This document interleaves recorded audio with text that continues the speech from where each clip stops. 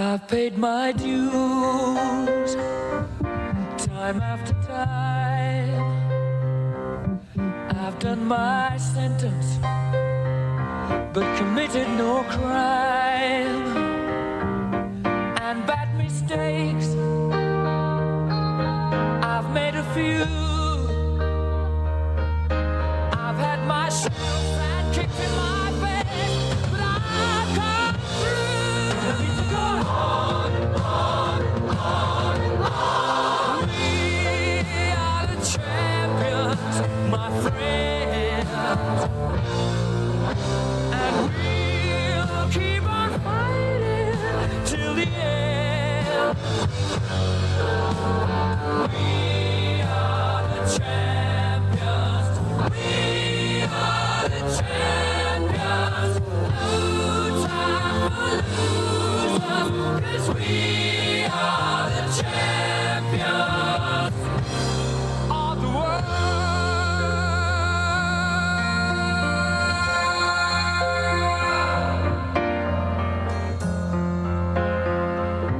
I've taken my bows and my curtain calls. You brought me fame and fortune and everything that goes with it. I thank you all, but it's been no bed of roses, no pleasure cruise. I consider it a challenge before the whole human race, and I ain't gonna lose.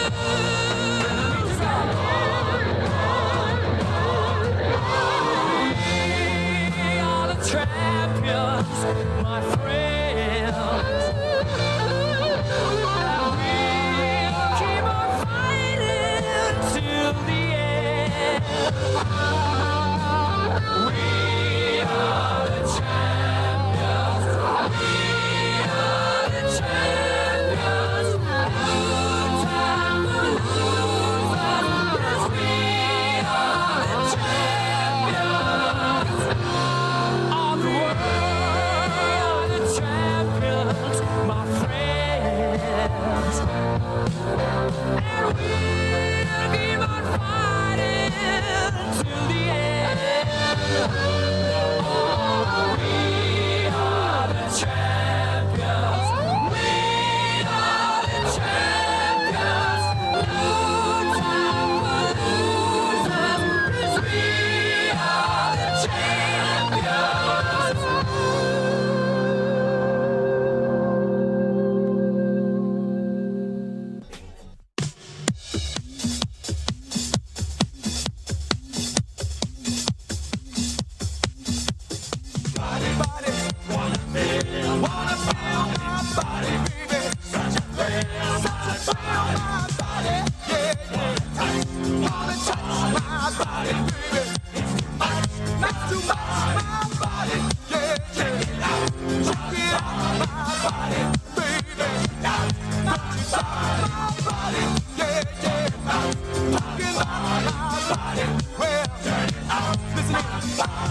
Every man wants to be a macho, macho man. To have the kind of body always in demand. Jogging in the mornings, go man go. Workouts in the health bar, muscles glow.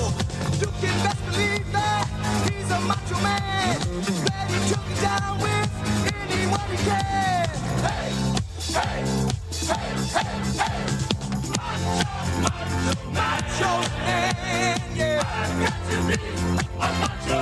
I've got to be a macho, macho man, yeah. I've got to be a macho. Oh, macho, macho man, yeah. I've got to be a macho man. Macho, macho man, hey, hey. I've got to be a macho.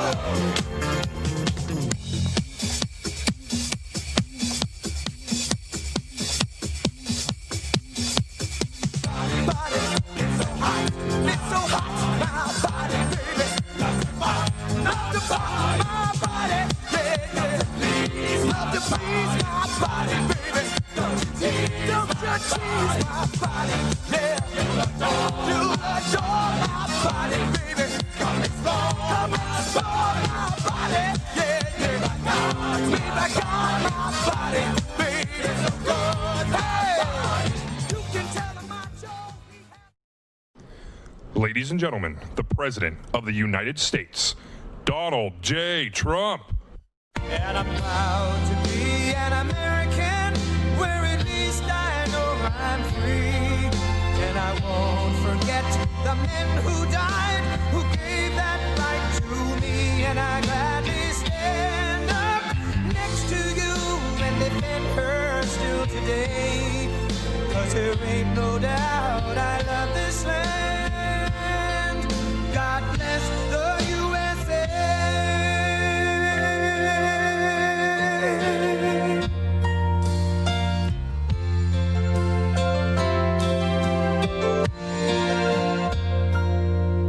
From the lakes of Minnesota to the hills of Tennessee, across the plains of Texas, from sea to shining sea, from Detroit down to Houston and New York to LA, where there's pride in every American heart, and it's time we stand and say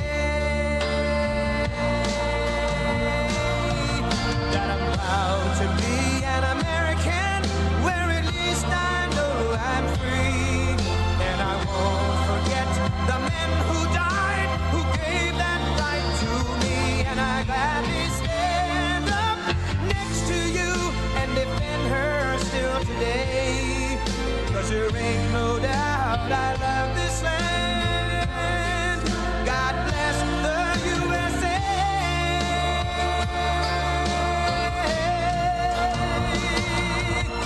And I'm proud to be an American, where at least I know I'm free. And I won't forget the men who died, who gave that right to me. And I gladly stand up next to you and defend her still today. 'Cause there ain't no doubt I love this land. God bless the USA.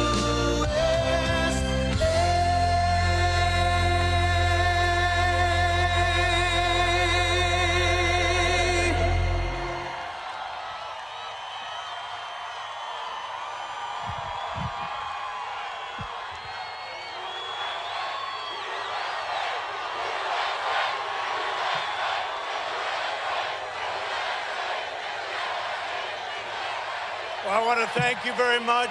Hello, Georgia. By the way, there's no way we lost Georgia. There's no way. That was a rigged election, but we're still fighting it, and you'll see what's going to happen. We'll talk about it, and I just want to thank you. This is some crowd. You know, Biden was here today also. They had 14 people in 3 cars. No, there was no way, and I just want to thank you. You know, I've had 2 elections. I won both of them. It's amazing. And I actually did much better on the second one. It's great to be back in this incredible state, the home of hardworking patriots who believe in God, family, and country. Tomorrow, each of you is going to vote in one of the most important runoff elections in the history of our country. Frankly, forget about runoff. One of the most important elections, really. It's really not runoff, it's elections, because it's a biggie. Our country is depending on you. The whole world is watching the people of Georgia tomorrow, and you got to swamp them because everything's so crooked around. I mean, not here. They were saying, oh, he's complaining about Georgia. No, I'm complaining about 8 different states. And I think we're going to win them all. You're going to get everyone you know. You're going to show up at the polls in record numbers. You got to swamp them, and together we're going to defeat the Democrat extremists and deliver a thundering victory to David Perdue. And where's David? We love our David. I know David so well. He's respected and loved by everyone, and someone that has really been a star in Washington, Kelly Loeffler. Where's Kelly? Where is our Kelly? What a job you've done. Thank you. And we'll tell you about Kelly.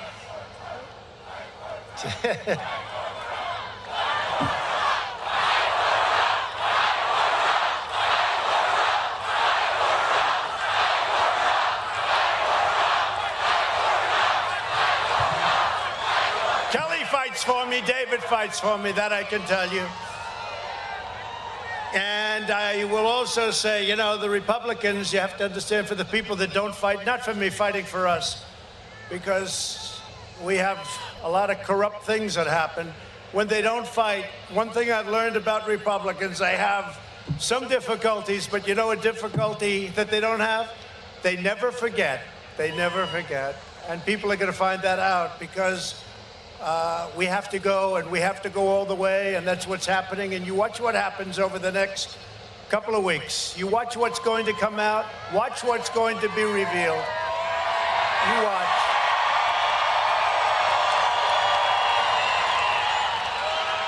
And I have to tell you that the stakes of this election could not be higher.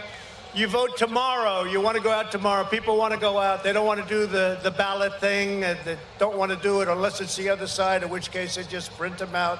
They don't want to do it. They want to go and vote. And make sure your vote is counted. Make sure they don't let you say, I'm sorry, somebody else has already voted for you. Your vote tomorrow will decide which party controls the United States Senate. The radical Democrats are trying to capture Georgia's Senate seats so they can wield unchecked, unrestrained, absolute power over every aspect of your lives. If the liberal Democrats take the Senate and the White House, and they're not taking this White House, we're going to fight like hell, I'll tell you right now.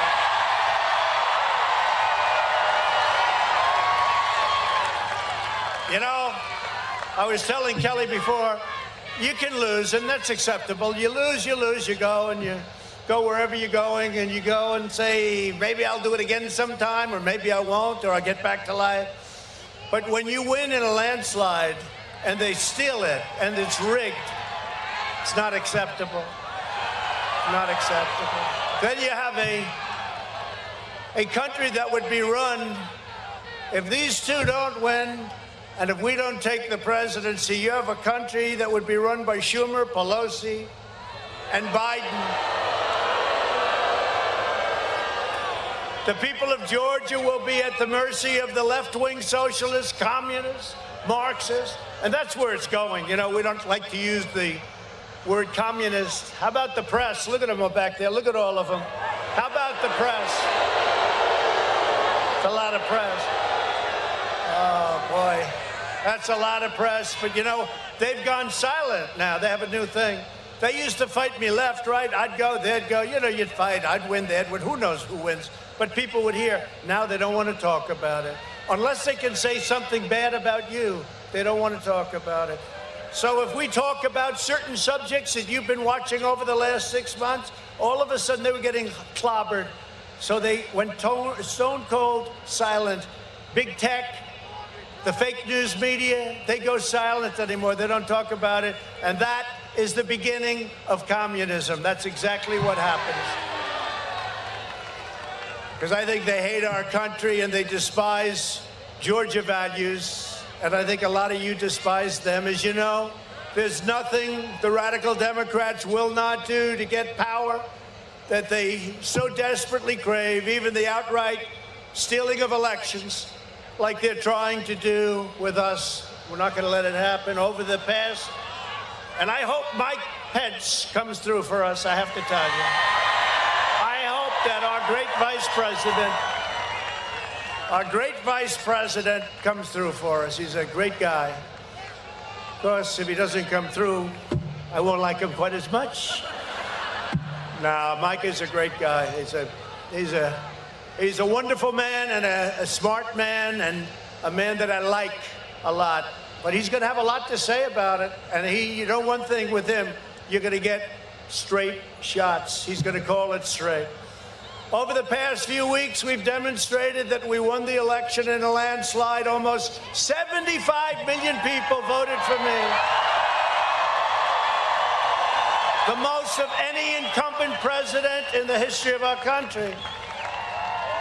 We won over 11 million, close to 12 million more votes than 2016, one of the largest, actually the single largest increase in the history of our country. No person that went to a second term or went through an election where he got nearly 12 million votes. No, it never happened before. Never happened before. We made historic gains among African Americans, Hispanic Americans, Asian Americans, and we won the largest share of non-white vote of any Republican president in 60 years. We also won 18 out of 19 bellwether counties. Now, when you win just a few bellwether counties, you always win the election. We won 18 out of 19, that's a record, and they said we didn't win. We won 25 of 26 toss-up House races. And I think we have one that we're waiting for, right? Did you see the one in, hello, Mike. How are you, Mike? Did you see the one in New York where Claudia, good woman, they keep finding votes.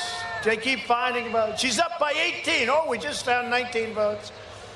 It's same kind of stuff. Democrats were projected to gain 15 House seats, and instead, and Kevin McCarthy gives us the credit. Good man, very good man. My coattails, we swept our Republican House candidates to victory. We have a couple of great ones with us tonight. And the Democrats lost 14 seats. It was supposed to be the other way around. And when that happens, no president loses unless they play games. You don't lose, they play games. The fact is, we won the presidential election. We won it big, and we're going to win tomorrow. We're going to win it really big. We have to. We have to. People have no idea how important that is. Tonight, our mission here in Georgia is to make sure the radical left cannot rob you of your voice and your votes in Washington. You can't lose these two people. And I really know them well. They're the most respected people. They're great people. And they really do have a voice, and they love their state, and they love their country. The Democrats are trying to steal the White House. You cannot let them. You just can't let them steal the U.S. Senate. You can't let it happen. You can't let it happen. David and Kelly are running against the most extreme liberal candidates in the history of your state, probably in the history of our country, Jon Ossoff and Raphael Warnock.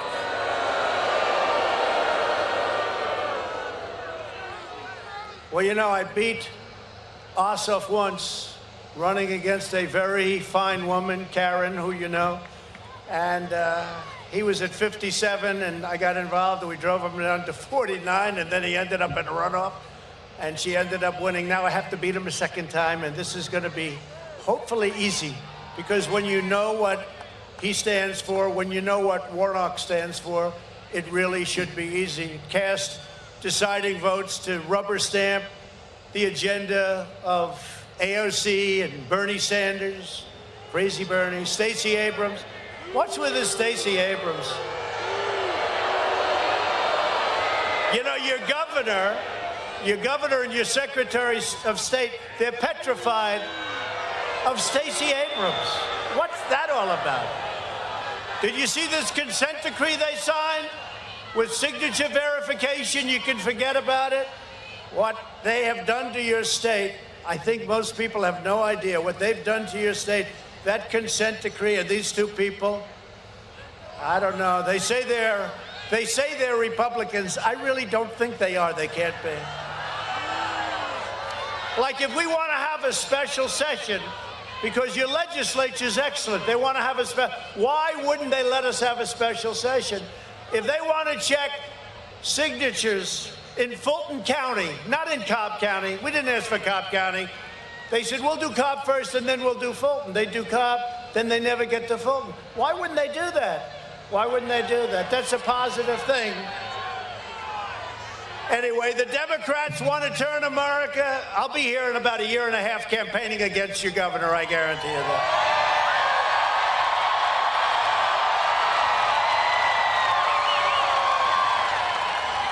I shouldn't say this because I just don't don't want you to tell anybody outside of this room other than the millions of people. No, but, you know, I endorsed him. He was in last place. And I endorsed him. He went to first place immediately, and then he won the primary, and then I gave him a couple of rallies, which I don't like doing for other people. I was telling Kelly, I don't do rallies for other people. I do them for me, right? Not that easy, a crowd like this. They say over 25,000 people. Over what? Over a couple of days' notice. Is everybody glad you're here, right? I think so.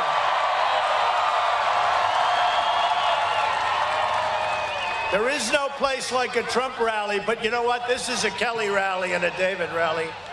And I wouldn't do it unless I loved them both. I wouldn't do it. But I'm going to be here in a year and a half, and I'm going to be campaigning against your governor and your crazy Secretary of State. That I can tell you. And you have great candidates. They want to turn, the Democrats do, America into Venezuela, with no jobs, no prosperity, no rights, no freedom, no future for you and your family. Here is exactly what the radical left will do if they win this runoff election, which we can't let them do. Tomorrow's a big day. I guess we have to get over 1 million votes tomorrow, right, Kelly? Over 1 million. All right, that's a lot of votes, Kelly, but we'll do it. And the one thing I know, if they win, I'll get no credit. And if they lose, they're going to blame Trump, these people. And Kelly won't let that happen. Please win tomorrow. You're going to win so big, it's going to be. Great story. It's a great story, a very important story for our country. Long beyond Georgia for our country. It's such a big story. They'll massively raise your taxes on the middle class to pay for socialism, the U.S. military, which we rebuilt. We've totally rebuilt the U.S. military, much of it coming right out of Georgia.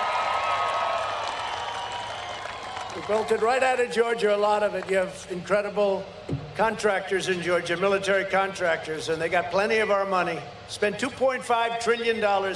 When I took over the military, it was absolutely a mess. It was depleted.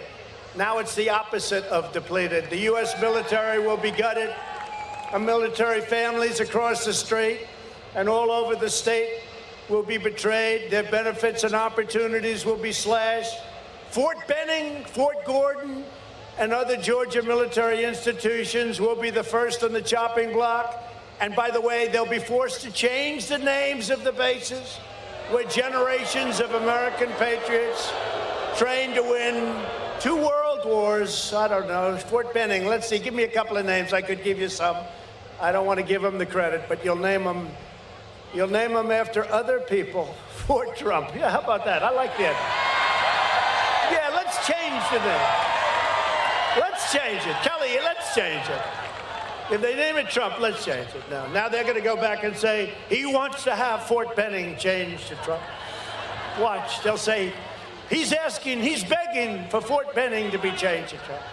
No, I don't want that. The Democrats will surrender the entire U.S. manufacturing industry to China. You notice they never criticized China, right? They never It's Russia, Russia, Russia. I saw it today again. Russia, Russia. Oh, Russia. Here we go. That was another great scam. I've been involved in the 2 greatest scams in American history. The Russian hoax, and now they are trying to steal an election from us. And we won, not by a little bit, we won in numbers like nobody's seen before. If Ossoff and Warnock are elected, they will immediately throw, and you know what's going to happen. They'll throw open American borders and allow tens of millions of illegal immigrants to pour into our country from every corner of the globe. Your schools, your hospitals, and your communities will be overwhelmed. And the wall, remember, we'll build the wall. We're going to build the wall. And that's right, Mexico is paying for the wall. If I were here, they would be. Because we were going to charge them a nice fee right at the entry points. And they were paying for the wall. They paid for 28,000 troops along the wall and along the border, which we don't need so much anymore. But we built almost 500 miles of wall, and they want to rip down the wall. They want to rip down. That's why the numbers have been so great. But now everyone's coming back up because they think this guy's going to win. And if he wins, it's going to be everything that they could dream of. And, you know, we want to help other people, but we can't afford to do it. We can't afford to do it. So they're coming up now, the caravans. Remember the caravans? The caravans are starting to form. Here they come. But let's keep this thing going. We have great support in Congress. We have good support in the Senate. I wouldn't say great. Could be better. But people will remember the people that don't support us. If they win this race, Democrats will implement nationwide catch and release. You know what that is? You catch a criminal, and you take his name, you say, you're released into our country. I ended it. You're released. Come back in 4 years. We're going to take you to court. So far, nobody's ever shown up. I mean, literally, they almost don't show up. And that's when I had the big debate with Biden. They come back for court. I said, no, they don't. I turned out to be right. Did they apologize? I don't think so. And turn our entire country into one giant sanctuary for criminal aliens, setting loose tens of thousands of dangerous offenders and putting MS-13 gang members straight into your children's schools. And, you know, we've removed thousands and thousands of MS-13 gang members. And I want to thank ICE, and I want to thank Border Patrol, and I want to thank our great law enforcement. Incredible people. They're incredible. And the people that understand those values are Kelly and David. They understand those values. And you're with our law enforcement, right? That's 100%. I don't have to ask you that.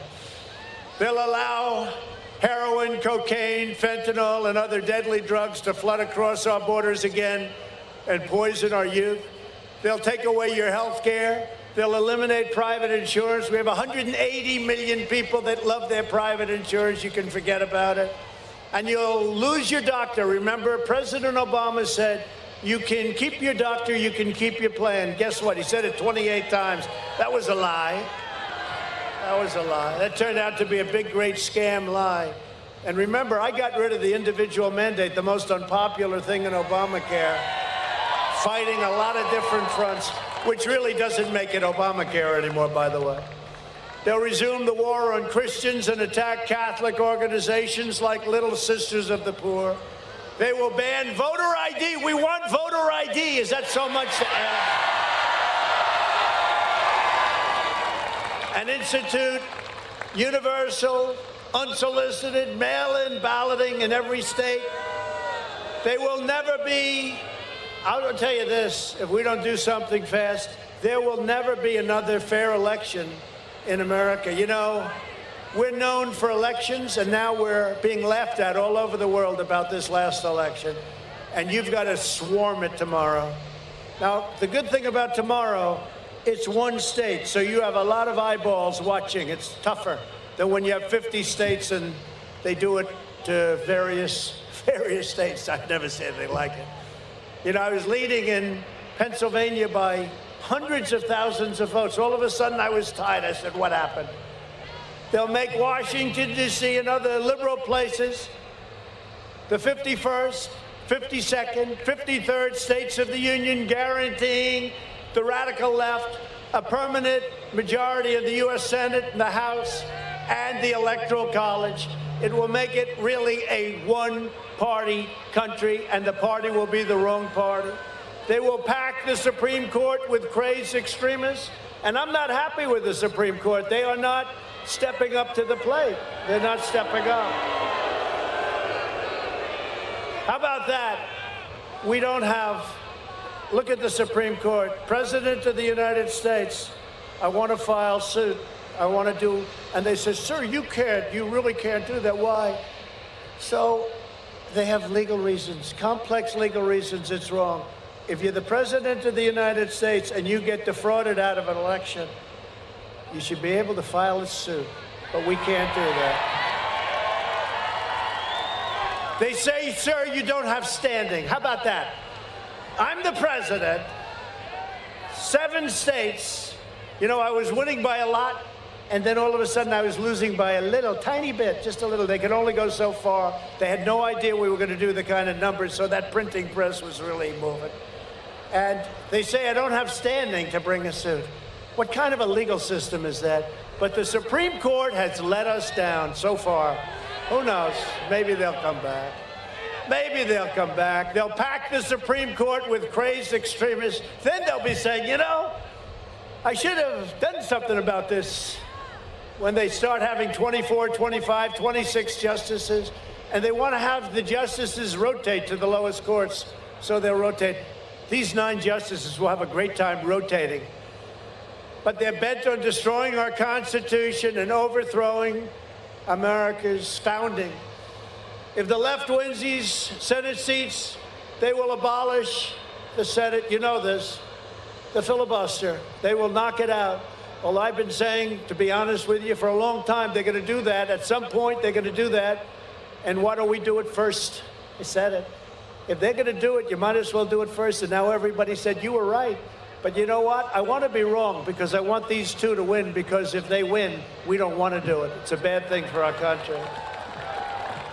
But that would give them the power to ram through every diluted piece of left-wing legislation that they've ever wanted, that they've ever dreamt of. Your religious liberty will be gone. Your Second Amendment will be gone. Your borders and Great New Wall will be gone. Your police departments will be gone as we know them, and your life savings will be gone.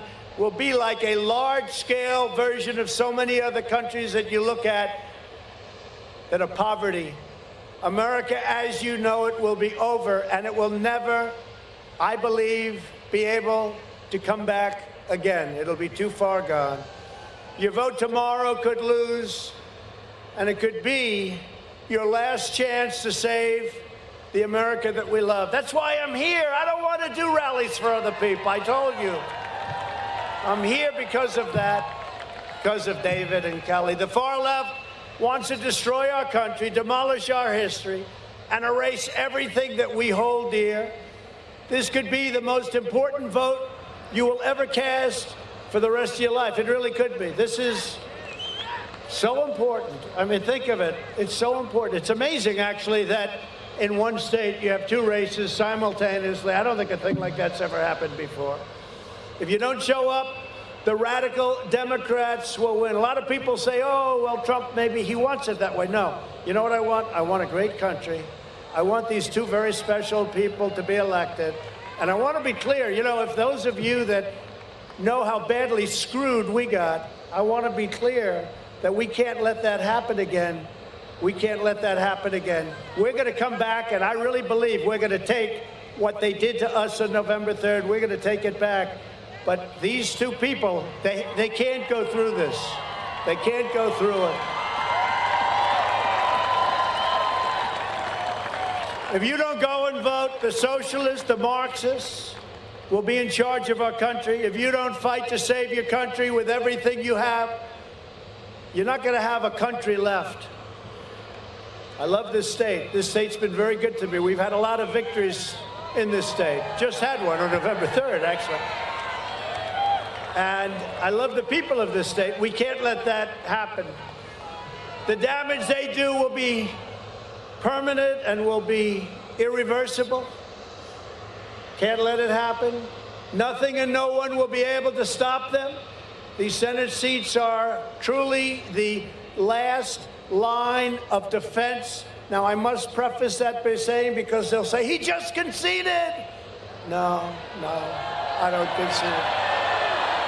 So, Kelly, if I might add, I think we're going to win, in which case we'll be the last line of defense. It's called veto, veto, veto, veto. So tomorrow you must get out and vote for David Perdue and Kelly Loeffler. Over the last 4 years, David Perdue has been one of our greatest allies and strongest defenders in Washington. He's a great gentleman.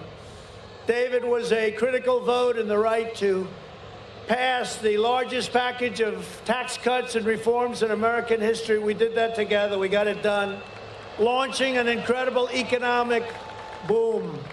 The greatest tax cuts in the history of our country, think of it, and the greatest restrictions. We were so restricted we couldn't breathe in this country. That's one of the big, I think it might have been more important in many ways than the tax cuts. You would know that, being one of the great businessmen of our world, right? I think it was maybe more important. When Georgia needed a strong voice in Washington after Hurricane Michael. Remember Hurricane Michael? And I was down here with David. But David Perdue led the charge to get the workers and farmers of your state the relief you deserved. He said, "Sir, can we get $1 billion?" And I said, "We're going to get it, David," and we got it very fast. And there was no mechanism to get it.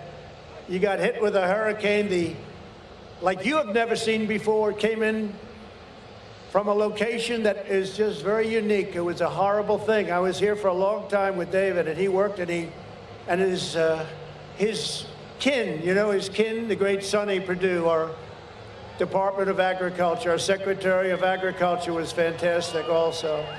But we worked very hard, and we got the farmers and the businesses the money that they had to have, and now they're thriving. David has also been one of the most courageous advocates fighting for an immigration system that defends American workers, American wages, American families, and American jobs. He led the effort in Congress to build the wall. That's right. And Kelly helped on that. She's a little bit newer to the Senate, but she helped a lot. Those last moments, you were there. Without you, it wouldn't have happened, actually. Crack down on deadly sanctuary cities, end chain migration, and institute unparalleled protection for our great citizens. He fought to help us replace NAFTA disaster with the brand new USMCA. They said it couldn't be done. A giant victory for Georgia, for workers and for farmers all over our country. NAFTA was the worst trade deal probably ever signed. And that maybe has to exclude some of the crazy deals and things they did with China. He voted to confirm nearly 300 federal judges. We have a record on federal judges and 3 Supreme Court justices, which is a tremendous thing. We have almost 300 federal judges committed to interpreting our Constitution as written. No one fights harder for the people of Georgia than David Perdue. David's opponent, Jon Ossoff, is an unhinged, radical leftist. He's not a senator. He's not a senator. That's not a senator. Ossoff said that he's very proud to be endorsed by socialist crazy Bernie Sanders. He's weak on China. He promoted Chinese propaganda, and then he failed to disclose his business ties to the Chinese Communist Party. Other than that, he's a wonderful guy, right? Ossoff supports the largest tax hike in American history. If they get in, Warnock and Ossoff, if they get in, you're going to have the largest tax increase that you've ever had. It'll be the largest tax increase in the history of our country. For what? The Green New Deal. Let's rip down a building because its windows are too big. Let's build a building with no windows, among many other things. He supports the insane Green New Deal, which would crush middle-class parents trying to raise a family. He will support the socialist takeover of American health care, which will lead to rationing, poverty, and death. Ossoff also backed the radical left-wing crusade to defund police. The last summer, he proudly joined the anti-police mob. He didn't like the police. He doesn't like our police. We love our police.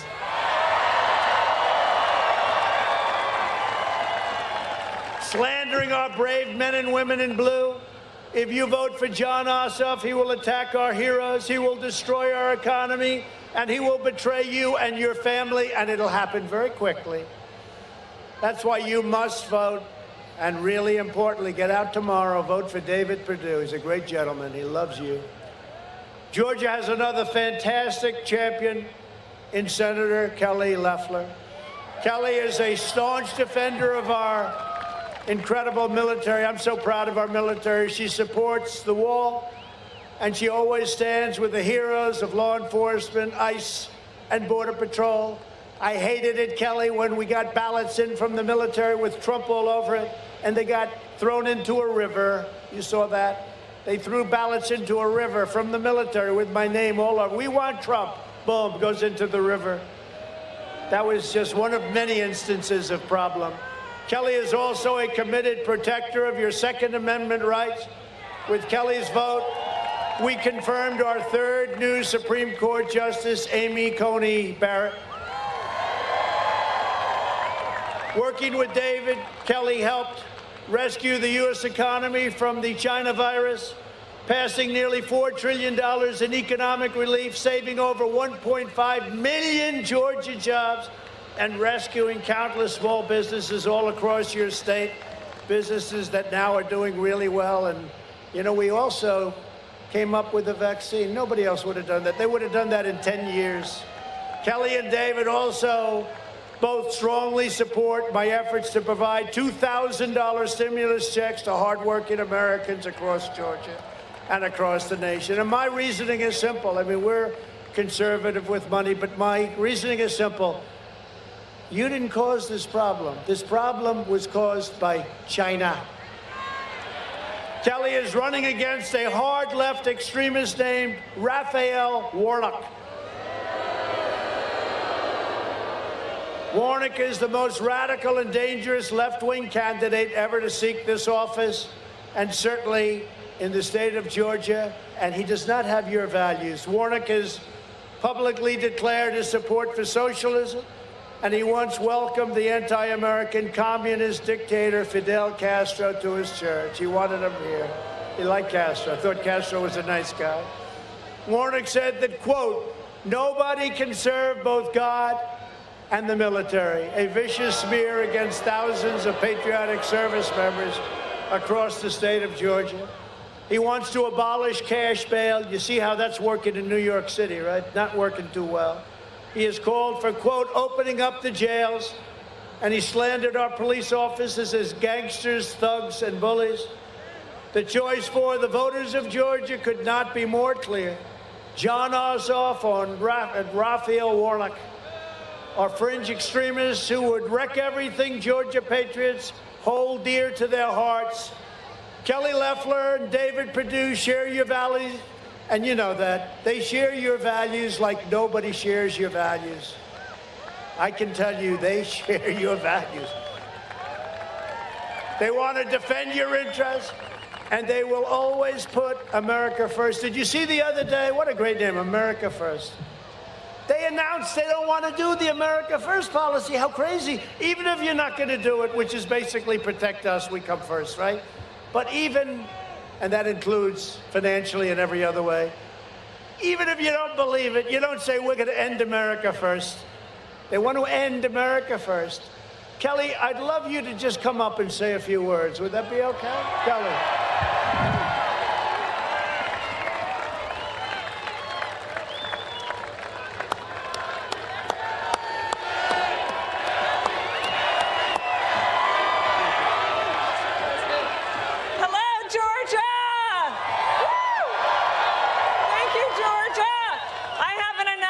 Georgia. On January 6th, I will object to the Electoral College vote. That's right. Thank you. We're going to get this done. All right, Georgia, but I have a very important question for you. Are you ready to show America that Georgia's a red state? That's right. That's right. Look, this president fought for us. We're fighting for him. He put America first. He put the American worker first. Thank you, Mr. President. He stood with our men and women of law enforcement. He restored our military. My opponent, radical liberal Raphael Warnock, he attacked our police, our military. He spoke out against Israel, evangelicals, small businesses. Georgia, we have to hold the line. You have to get out and vote tomorrow. Georgia, we are the firewall to socialism. We have to get it done. I love you guys. Thank you. God bless you. God bless Georgia.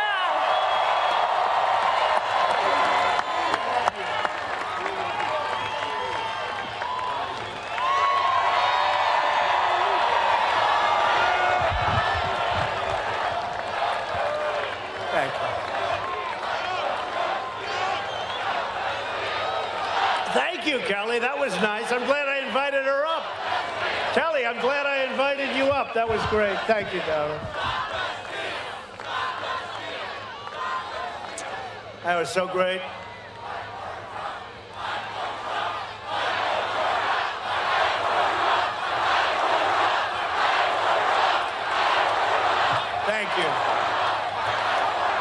You know, it really is. It's fight for our country. It's really fight for our country, not fight for Trump. It's fight for our country, because that's what we're fighting for. Also joining us tonight are Georgia Representatives Marjorie Taylor Greene. I love Marjorie Taylor Greene. Come up here. Kelly wants you to come up here. Come on. Don't mess with her. Don't mess with her.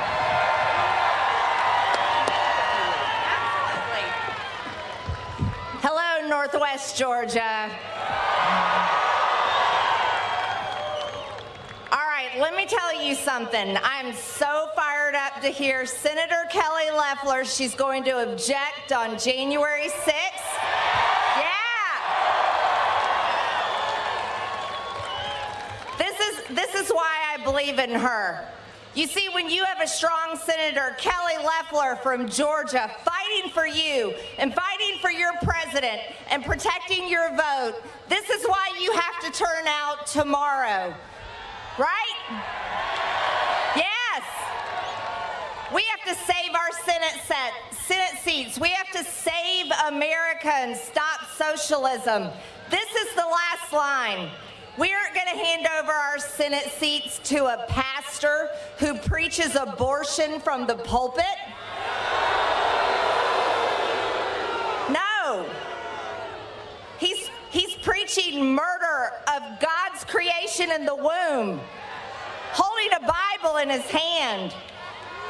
If anything, go out there and vote for the unborn tomorrow. Right? We've had enough. We're not going to let Georgia go to two radical socialists. No. I need you all to go out there and vote. Our district has to show up. We've got to stop this attack, stop our Senate seats from being handed over to these radicals, and we're going to fight for President Trump on January 6th. God bless Georgia. God bless America. Let's do this.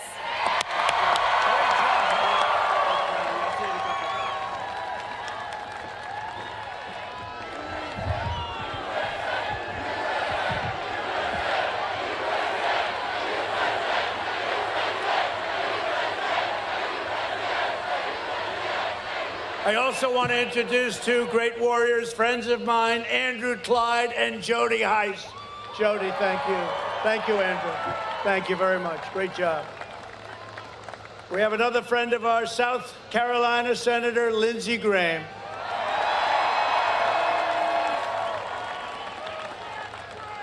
And Mike Lee is here too, but I'm a little angry at him today.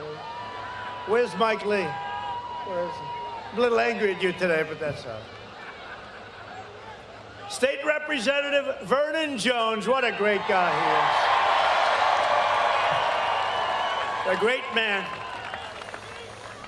And an early supporter of mine who's also on the ballot tomorrow, Public Service Commissioner Bubba McDonald. Bubba. Good. You're going to do great.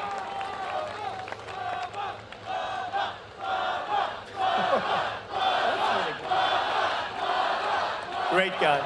Thank you, Bubba. Thank you. Good luck tomorrow. You'll do well. Georgia Republican Party Chairman David Schaefer. He's fighting. He's out there. He is fighting. He is fighting. By the way, I also want to say hello to Kelly's husband. Is one of the great entrepreneurs in our country. He's respected by everybody. He's a tough guy, but he is a sweetheart, and he loves your state. I just want to say hello. Do you mind?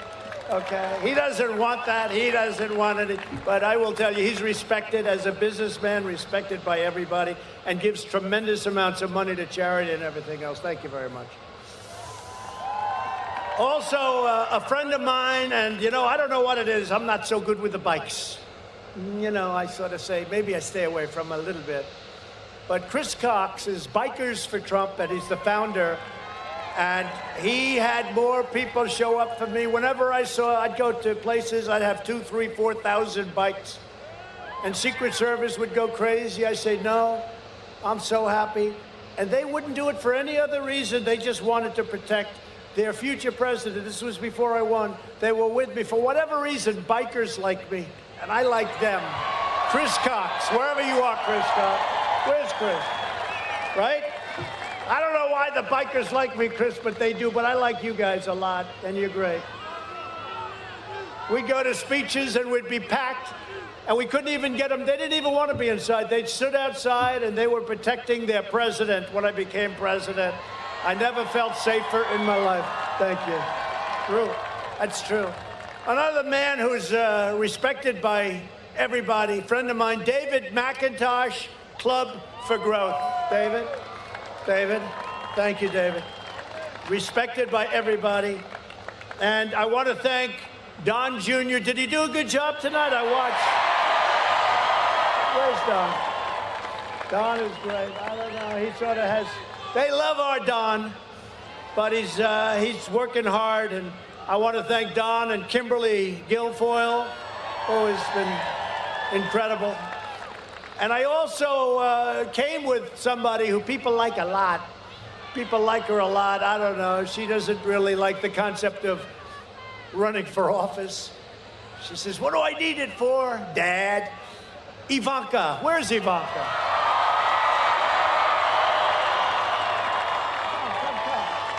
Should we get Ivanka up? Yes, sir.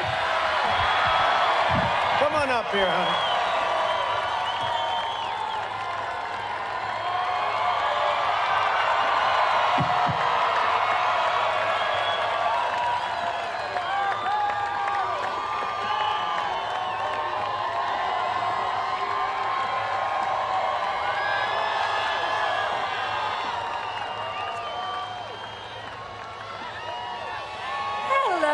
Georgia.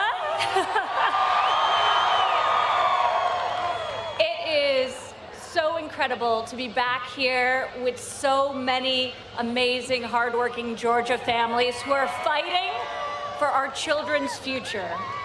Each one of you. And it's so great to be back in Georgia with this warrior, my father, the people's president.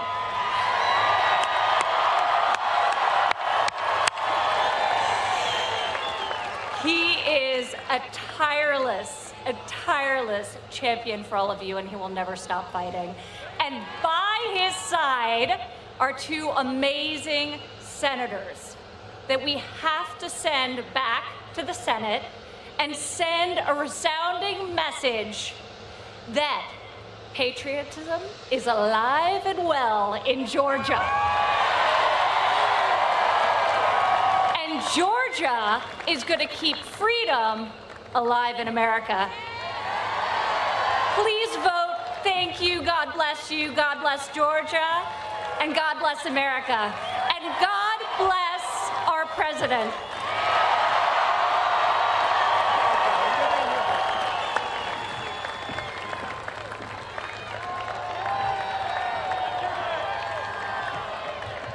Thank you, Ivanka. Thanks, Don, Kimberly, everybody. Thank you all. Tomorrow, our entire nation is counting on the people of Georgia. In a way, the world is counting on the people of Georgia. The fate of our country is at stake. It's in your hands. You must deliver a Republican victory so big that the Democrats can't steal it or cheat it away. We have all, they'll be trying, though, I'll tell you that. We have all seen what our opponents are capable of doing. I ran 2 elections. I won both of them. Second one, much more successful than the first. But we can't let this happen any longer. On election night, we were leading by so much. We're not going to have that tomorrow. We're not going to have that tomorrow night where you're leading and then all of a sudden, boom, it's gone like magic. We won Florida and Ohio in record numbers. We won Iowa by 8.2%. Nobody's ever won those 3 states and lost. Never happened before. It's almost impossible unless people do a lot of, either get very lucky or they cheat. We were up 293,000 votes in Michigan, 112,000 votes in Washington. In Wisconsin, we were way up. 356,000 votes in Georgia, 356,000. and 700,000 votes in Pennsylvania. It was over. I should have run up to the podium and said, thank you very much for this wonderful victory. Then maybe they wouldn't have had time to close those booths, right? The counting rooms, and do what they did. But then it all started to disappear. And I tell this story because we can't let this happen tomorrow, Kelly. So keep your eyes open. Since the election, we have put forth indisputable evidence documenting the rampant fraud, which will be announced on Wednesday, as you know.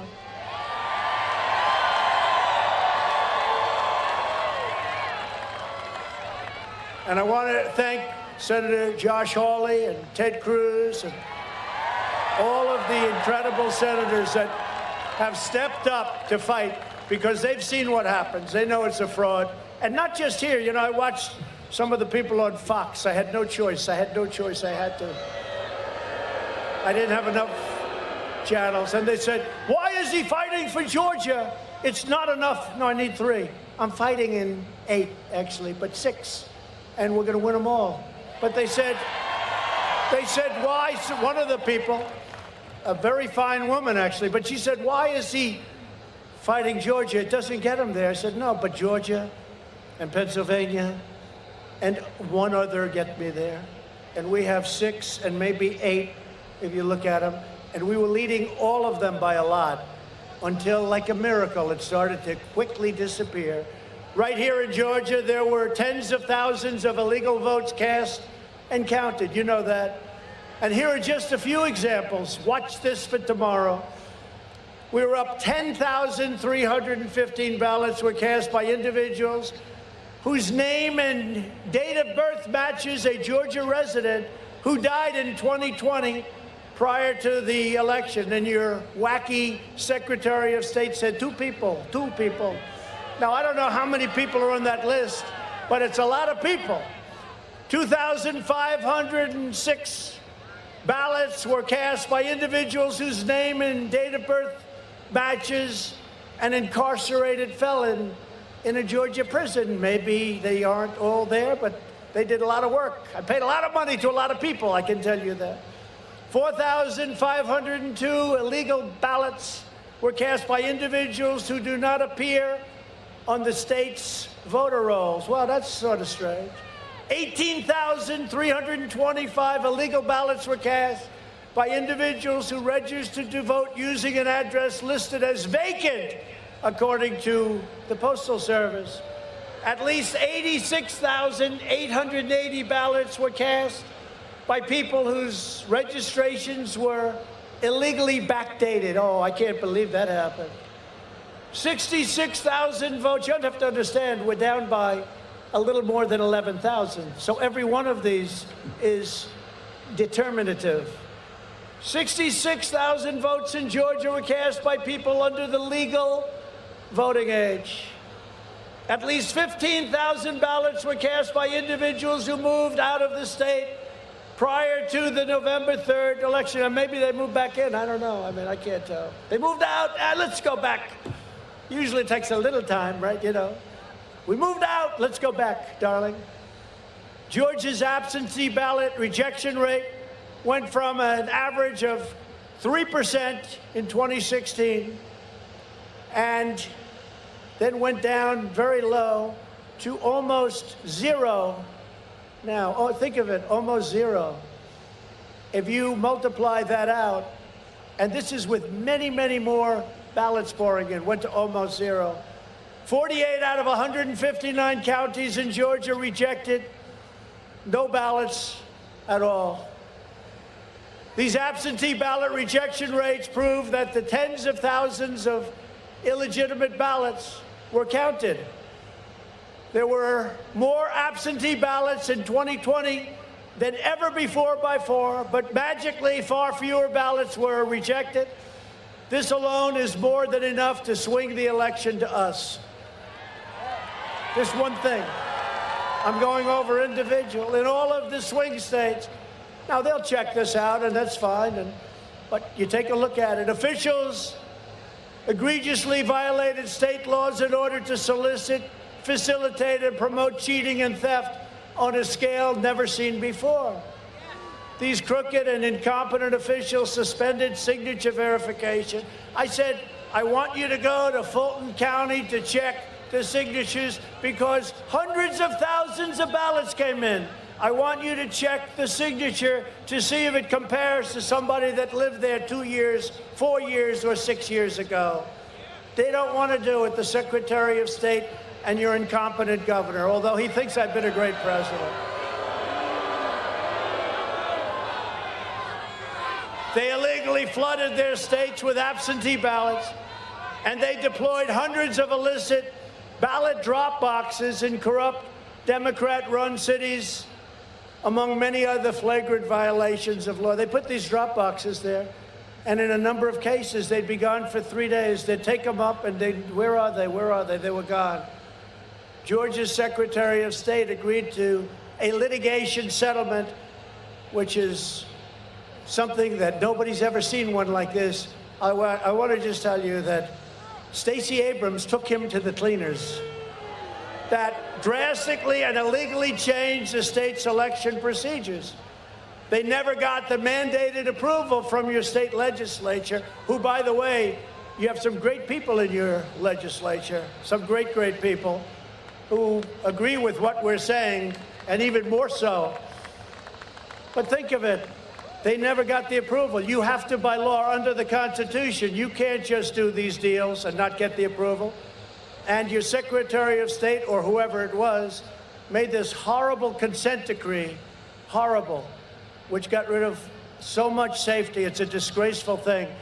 And it was only approved by your local politicians, him, and local judges. You can't do that. You have to have your state legislatures do it. That's true with all states. Tens of thousands of votes are missing. We go all over the world telling people how to run their elections, and we don't even know how to run ours. The most unhappy person right now anywhere in the United States is Hillary Clinton, because she's asking the Democrat Party, why the hell didn't you do this for me?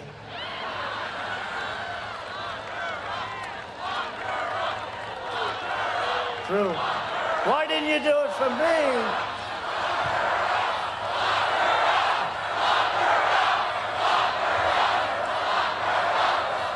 Why the hell didn't you? You notice how quiet she's been? I shouldn't have said that, now Tonight Show. But you notice how quiet she's furious, because she said, don't forget, I won Michigan by 10,000 votes. We did much better, as I said, this time. Much, much better. But I won Michigan from her by 10,000 votes. I won Wisconsin by a small, I mean, they could have done that one and not get caught. We caught them. We caught them.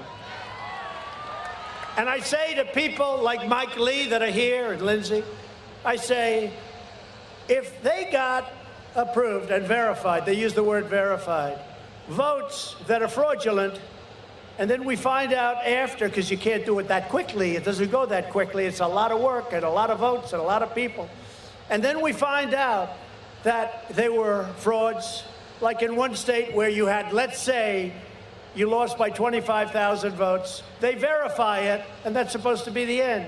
But shortly thereafter, we find out that we actually won the state by 250,000 votes. Does that mean that that state plus others adds up to being your president? I don't think it should. I don't think it should.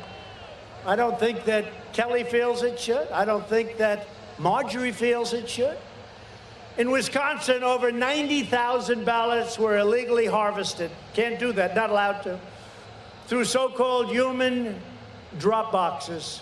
And over 500 illegal unmanned drop boxes were put out statewide. In addition, over 170,000 absentee votes were counted that are blatantly illegal under Wisconsin law and should never have been included in the tally. By the way, it was razor thin. There's 170,000 votes. The margin in Wisconsin is only 20,000 votes, so this issue alone would have won that state for us many times over. We were leading at 10 o'clock in the evening by a lot. In Pennsylvania, there were 205,000 more ballots cast than there were voters. How do you get around that one? Which remains completely unexplained. You have great senators and representatives there, and nobody can explain it. But think of that. And in other places, too. You had more ballots than you had voters. You had more votes, think of it, than you had voters by a lot. In addition, Democrat state Supreme Court judges and Democrat Secretary of State effectively abolished the signature verification process right here.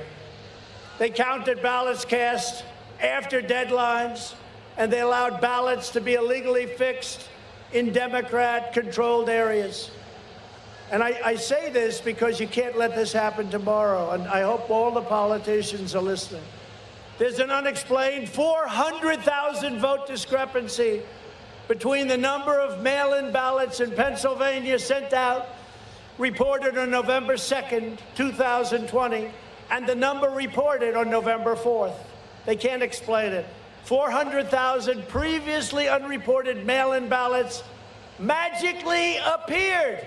They couldn't explain it. And all of a sudden, they just happened to find 400,000. That's a lot of people. Amazing. And the Pennsylvania legislature is not happy. Pennsylvania also had an estimated 8,000 dead voters, 55,000 ballots received back before they were even sent. How about that? The ballots were received, but they weren't sent yet. Oh, get them out fast, please.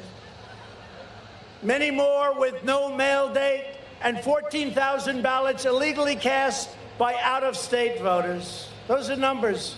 And those are numbers we got from them, so they can't say, oh, the numbers aren't so good.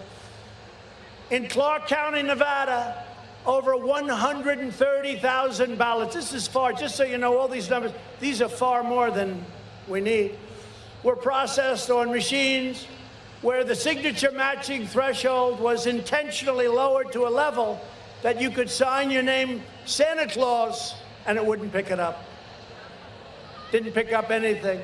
More than 42,000 people in Nevada double voted. That's more than we needed by far. In Arizona, more than 36,000 votes were cast by non-citizens, and there were 11,000 more ballots than there were voters. Seems to be a trait, doesn't it? This was like at the Super Bowl where you have 15 cameras and they say, camera number 4, you're on. Camera number 3, you're on. In Michigan, according to one analyst, over 35,000 ballots listed no address. Over 13 ballots were cast by non-residents, and an estimated 17,000 ballots were cast by dead people. Some dead people, by the way, also requested an application. It's true. Those are the ones that really bother me. They not only vote, but they request an application. That's a double. In addition, there is the highly troubling matter of Dominion voting machines. And I want you to watch this very carefully tomorrow, everybody. You have to watch it carefully. I want to read you from a letter from Georgia State Senator William Ligon. You know who he is, right? Highly respected guy. Dear Mr. President, as chairman of the Georgia Senate Judiciary Committee on Elections, I request that you immediately send an outside team of cyber experts to investigate potential hacking and other irregularities associated with Dominion voting systems, scanners, ballot marking devices, ballots, polling pads used in the 2020 general election in Georgia. You don't hear this from your Secretary of State, and you don't hear this from your governor. And you do have a great legislature, I have to tell you, but the governor won't let them hold a session to decertify. On December 30th, 2020, the committee held a hearing investigating potential fraud and other irregularities during Georgia's 2020 general election. The committee first unanimously approved a report dated December 17, 2020, discussing a myriad of voting irregularities and potential fraud in Georgia 2020 general election, discussed in an earlier hearing held on December 3rd. Notably, the committee stated in the executive summary that the November 3rd, 2020 general election was chaotic and reported results must be viewed as untrustworthy. They are untrustworthy, despite the line of crap that you hear from these people that represent you. I don't know where they come from. The committee then heard, and this is from one of your most highly respected political representatives. The committee then heard additional testimony concerning voting irregularities during the 2020 general election, including testimony and a real-time test demonstrating serious irregularities with Dominion's voting machines. 3 events discussed at this hearing stand out and require a forensic audit of the Dominion voting machines in Georgia to be immediately conducted. The governor will not let us do it. We've been asking him now since November 4th, the day after the election. He won't let us do it. Why won't he let us do it? There's only one reason I can think of. First, the Dominion voting machines employed in Fulton County, that's the home of Stacy, had an astounding 93.67 error rate. 93.67 error rate in the scanning of ballots, requiring a review panel to adjudicate or determine the voter's intent. So they're going to a voter intent. What did the voter mean by this vote? Somebody votes for Trump. I think that voter meant something other. He doesn't want Trump. Let's just switch it around. Think of that. They're trying to determine the voter's intent in over 106,000 ballots out of a total of 113,000 ballots. This is from your representative, highly respected. The national average for such an error rate is far less than 1.2%, so that was 93%. The source of this astronomical error rate must be identified to determine if these machines were set up or designated to allow for a third party to disregard the actual ballot cast by the registered voter. This is what I have. There was no way. Look at this crowd we have here. Biden came here, he had Gallup, you know the Gallup poll. They did, I don't say this braggingly, the most admired man in the world or the country. I don't say it. I say it for a different reason. So I came in first, Obama came in second, and Biden came in way low. Then I say, and they say, and people have said, how is it possible that a guy who got 80 million votes can't get any votes for the most admired man? You know why? Because he didn't come in first, that's why. Second, again from this very respected political leader, second, there is clear evidence that tens of thousands of votes were switched from President Trump to former Vice President Biden in several counties throughout Georgia. For example, in Bibb County, anybody live in Bibb County? Bibb, B-I-B-B. President Trump was reported to have 29,391 votes at 9:11 p.m., while simultaneously former Vice President Joe Biden was reported to have 17,218. Minutes later, at the next update, these vote numbers switched, with President Trump now having 17,000 and Biden now having 29,391. That was a switch of over 12,000 votes. It was like a miracle. Third, during this hearing, a presenter demonstrated that a Dominion poll could be hacked into in real time because it was connected to the internet. Now, anything connected to the internet, that's not good. But this demonstration proved that these machines could allow votes to be siphoned off or added during the voting process because they're connected to the internet. Cybersecurity experts agree that voting machines should not be connected to the internet at any time, in any way, shape, or form. Did you see that during the hearing? This guy sitting there, well, can you connect into the machines? Yes. How do you do that? Within about 25 seconds, he controlled the internet. Former Vice President Biden led Georgia by only 11,779 votes. Every one of the things I told you about almost is more votes than what we're talking about. The crime that was committed in this state is immeasurable. An immediate forensic audit of an appropriate sampling of Dominion's voting machines and related equipment is critical to determine the level of illegal fraudulent ballots improperly counted in Georgia during the 2020 general election and during tomorrow's race. You've got to be very careful. And let me also quickly read a letter from Mark Fincham, chairman of the Arizona House, a very respected man, Federal Relations Committee. Dear Mr. President, subsequent to the election, members of the legislature were inundated with complaints from constituents relating to the intensity of the general election and the integrity, more important than anything else, and the accuracy of canvassed results. In many instances, constituents reported that their earlier in-person ballots may not have been correctly processed or tabulated in Maricopa County officials. Members of the legislature have conducted 2 public hearings in recent weeks, during which significant evidence of fraudulent and illegal voting in Arizona has been demonstrated through expert and eyewitness testimony. For example, in Pima County and Maricopa County, it appears that 143,000 illegal votes were actually injected into the ballot system. Think of that. No, but think of this. Also, the press won't report this. They're probably turning off. Oh, we don't like this. They don't like this. They don't want to talk about numbers. They talked about my phone call. They don't like my phone call. Everyone loved my phone call. They don't like talking about numbers because nobody knew the numbers were so egregious.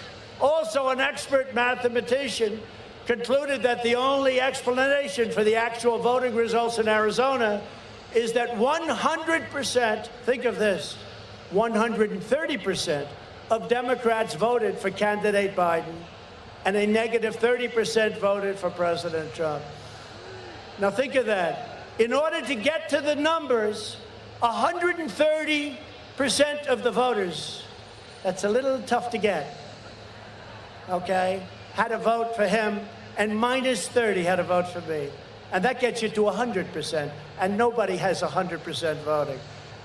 For all of these people who think it's too late, does that mean that we're forced to approve a fraudulent election or an election with massive irregularities? I don't think so. I don't think so. I want to thank those 2 great political leaders. But we have many other letters just like that. Same thing. Hundreds of thousands of votes are missing. The only way to combat the Democrat fraud is to flood your polling places with a historic tidal wave of Republican voters tomorrow. Because at a certain point, the machines are going to explode. They almost did with me. Unfortunately, they didn't quite get there, but we'll figure that out. And I just want Mike Lee to listen to this when I'm talking, because you know what? We need his vote. This election is your chance to stand up to the corrupt Democrat machine and show them that the American people are still in charge. With your help over the last 4 years, we built the greatest political movement in the history of our country. There's never been anything like this. Kelly, when did I say we'll do this? Like 2 days ago, 3 days ago, right? And look at this. And we love you all for being here. We really do. I'm glad the weather's nice. We love you all. But there's never been a movement like this. You know, I say it all the time. And the politicians, the lamestream media, as I call them affectionately, if that weren't true, they'd say, that's wrong. There's never been a movement like this. I mean, you have people that won one state and they become world famous for the rest of their lives. You have people that came in second in New Hampshire and they're world. We won everything. And we won it now a second time. Hate to bore you with that expression, but we won it now a second time. And I don't want to win it a third time. I really want to win it the second time. It's harder. Somebody came up to me today, Kelly, and they said, sir, you're way up in 4 years. Nobody can come close to me. I said, I'm not interested in 4 years. I'm interested in like 8 weeks ago. 4 years. 4 years is a long time. It's actually 2 and 2. You know, we'll take back the house for Kevin and Marjorie and Jody. We'll bring back the house, right? We'll bring back the house.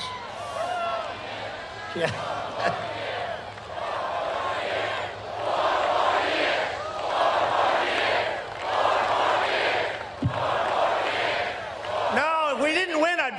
upset. Of course, if I didn't win, you probably wouldn't want me, in all fairness. Big difference between losing and winning and having it stolen. No, but they talk about 4 years, sir, you haven't made. Nobody can come close. And I say, no, we go this way first.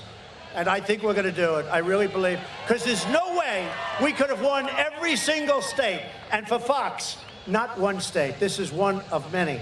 We win every state, and they're going to have this guy be president. And he can't speak. He can't talk.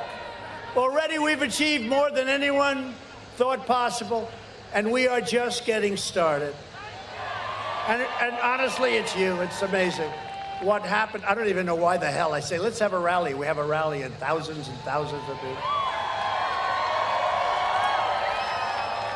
Honestly, there's never been, I'll go out on the extreme, there's never been anything like this in the history of our country. And the election is over, the presidential election, and we have a big one tomorrow. But there's never been anything like this in the history of our country. Our economy is coming back. It's roaring back. Our stock market is an all-time high. Who would have thought that? We're rounding the turn because of what we did with the vaccines, and nobody else would have done it. It would have taken so long. The economy boomed at 33.4% last quarter. That's the fastest rate ever recorded. And we're talking about pandemic. During a pandemic, we've already slashed the unemployment rate in half. And for decades, our politicians spent trillions of dollars rebuilding foreign nations, fighting foreign wars, and defending foreign borders. We're bringing many of our great troops home. I mean, I hate to say, but got to do it.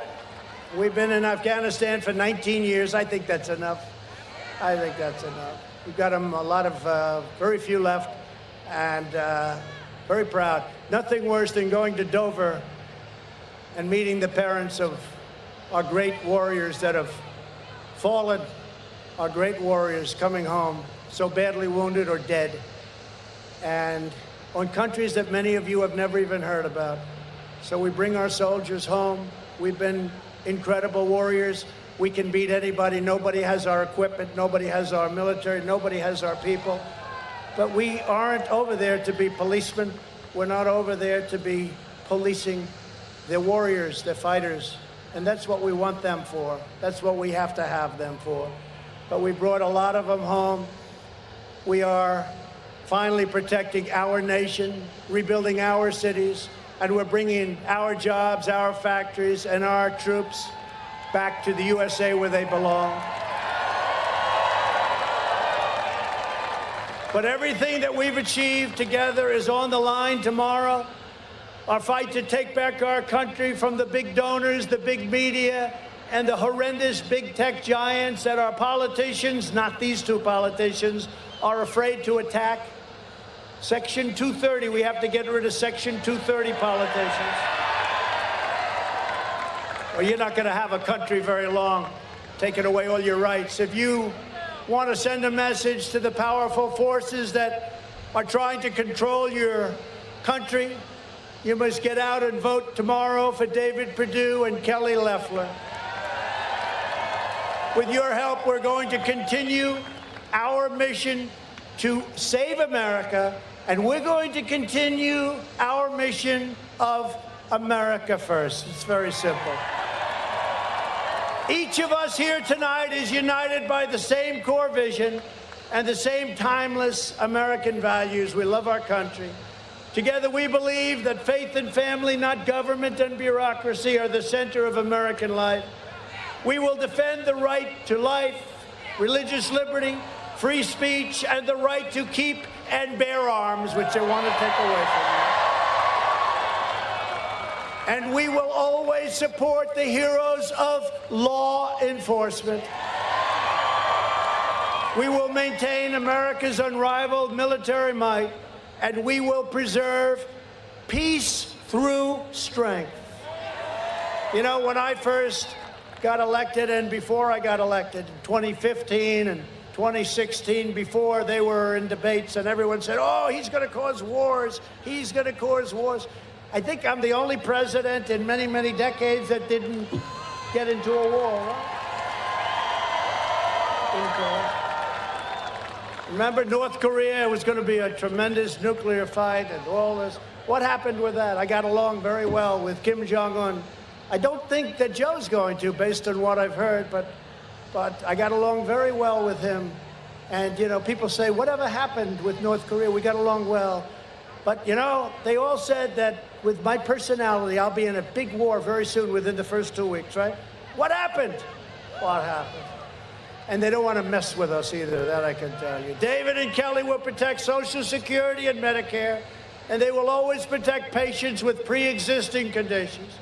We will stop the radical indoctrination of our students and restore patriotic education to our schools.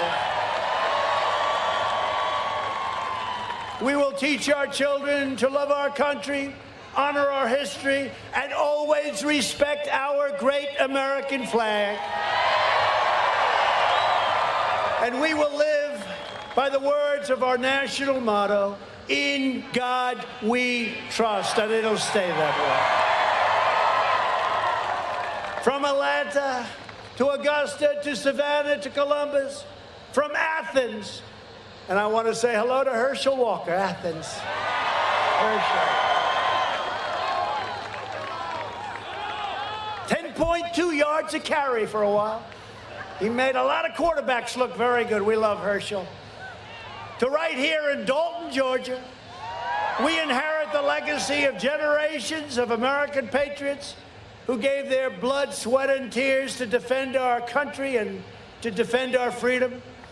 We stand on the shoulders of American heroes who crossed the oceans, settled the continent, tamed the wilderness, laid down the railroads, raised up the great skyscrapers, and won 2 world wars, defeated fascism and communism, and made America into the single greatest nation in the history of the world, and the best is yet to come.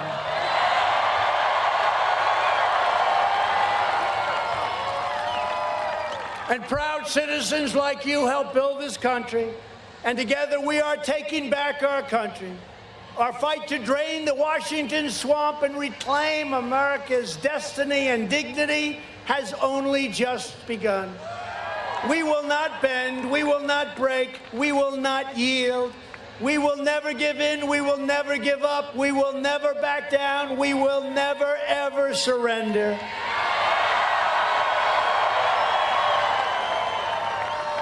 Because we are Americans, and we are from Georgia. And our hearts bleed red, white, and blue. We are one movement, one people, one family, and one glorious nation under God. And together with the incredible people of Georgia, we have made America powerful again, our military. We have made America wealthy again, our stock market. We have made America strong again. Look at that arm. Look at that. We have made America proud again. We're proud of our country. We have made America safe again. And we will make America great again. Go get them, David. Go get them, Kelly. Go get them tomorrow.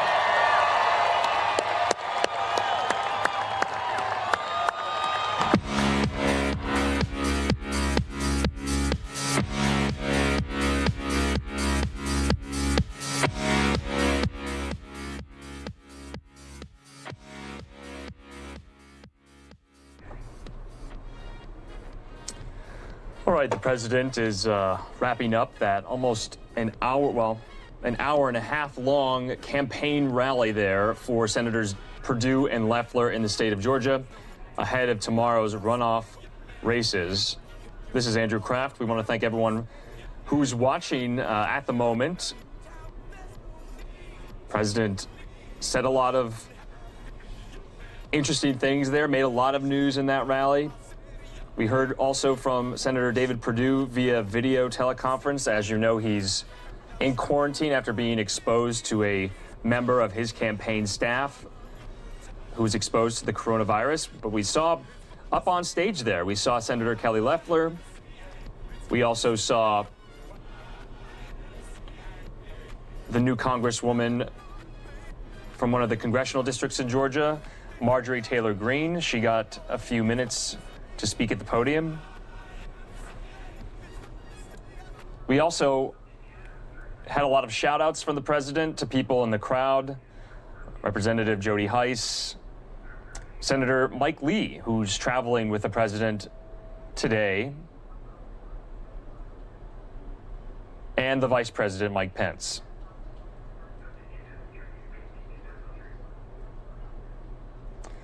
This could be the last campaign rally of Donald Trump's presidency.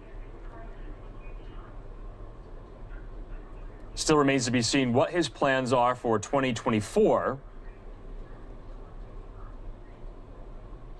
But all eyes in the political arena are focused on Georgia for those runoff races tomorrow.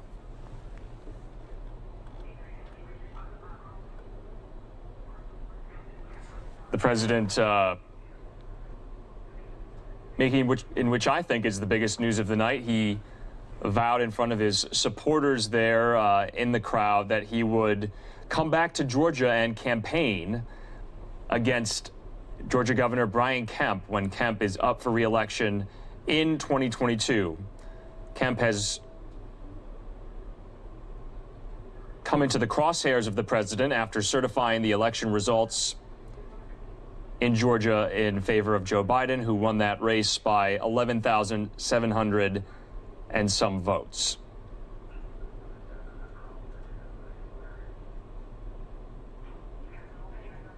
Senator Mike Lee of Utah did come out today and said he would not contest or oppose the Electoral College results on the 6th when they come to Congress to be counted.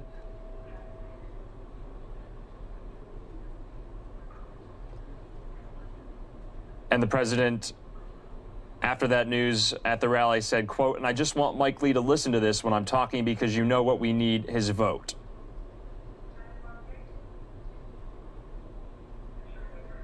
We apologize for some of those people in the crowd who are throwing up offensive gestures with their fingers. But there you can see the president's daughter, Ivanka, and senior advisor walk to Marine One.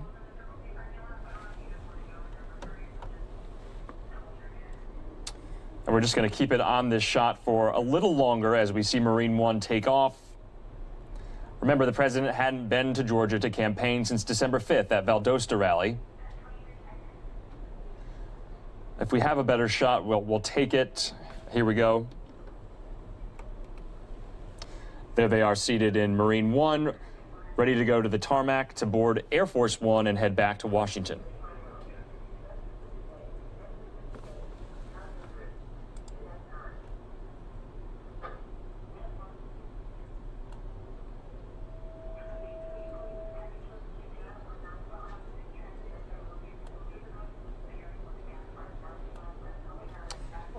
As you know, Senator Kelly Loeffler was invited up there on the stage. She gave a few remarks. She came out today and said she would be one of the senators to contest and object to the Electoral College vote on Wednesday.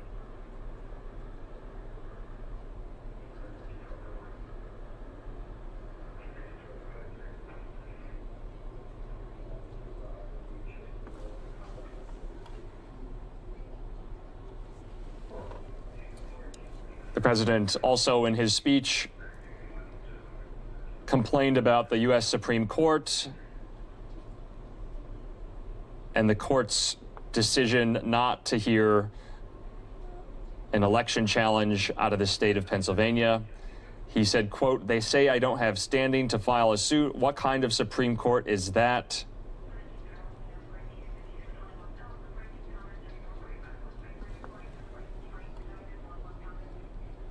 He says, "I am not happy with the Supreme Court. They're not stepping up to the plate." And there you can just see some people in the crowd, and we're going to go to this other shot of the rotor blades have started moving on Marine One.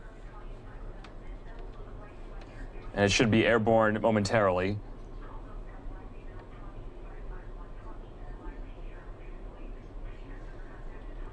The president cited a lot of these allegations that he believes that he was the subject of massive amounts of fraud in this election, of which those claims have not stood up in court. Referring to himself in the third person, he said he got badly screwed on November 3rd.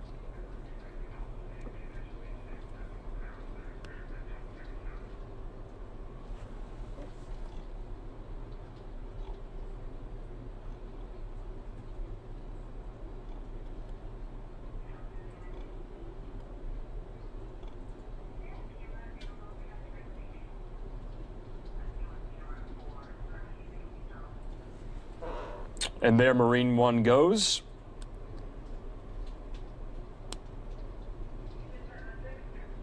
And remember, here on News Now from Fox, we'll have live coverage for most of the day tomorrow on the 5th, as the last and final race, really, of 2020 is underway. Remember, early vote totals have exceeded 3 million there in the state of Georgia amongst Georgians. The makeup of the Senate will be crucial, especially for Joe Biden's cabinet appointments, to see how easy or difficult they'll have in the chamber when they need to be confirmed. Right now, Republicans already have 50 members. If Senators Perdue and Loeffler win their races, it'll be a 52-48 majority for Republicans. They'll keep that. If the Democrats both eke out a victory, it'll be split down the middle, 50-50. And as you know, I've been reporting that what happens then is the vice president has to break the tie in case any close pieces of legislation come before the chamber. And that would be Senator and Vice President-elect at the moment, Kamala Harris.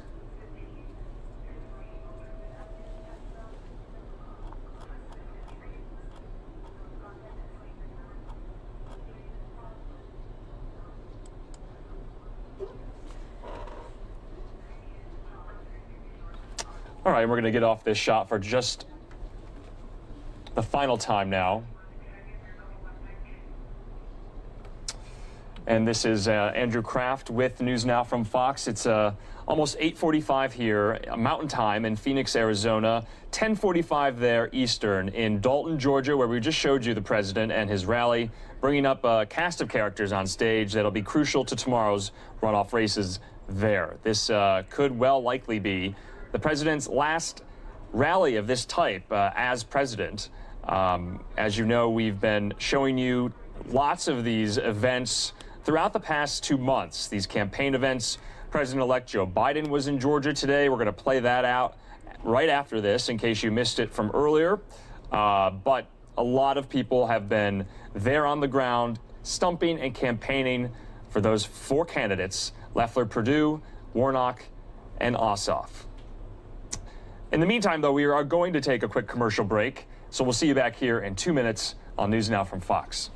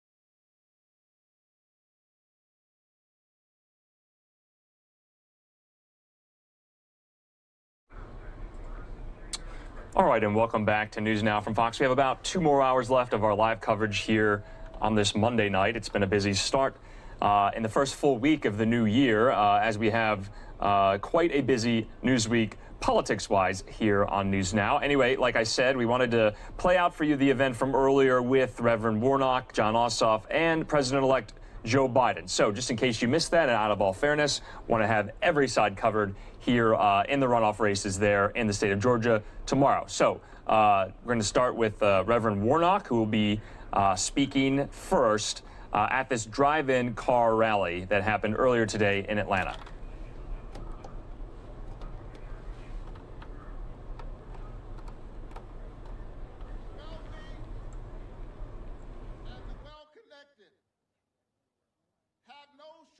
Representation in Washington. It's time for ordinary people. Folk who go to work every day. Folk who would love to go to work, but they've lost their jobs due to no fault of their own. It's time for ordinary folk to have representation in Washington. And if you send me to the Senate, every single day I'll have Georgia on my mind. I won't be thinking about how I can best represent the insurance companies and how I can best represent the pharmaceutical companies. They have enough representatives. It's time for ordinary folk to have somebody thinking about them.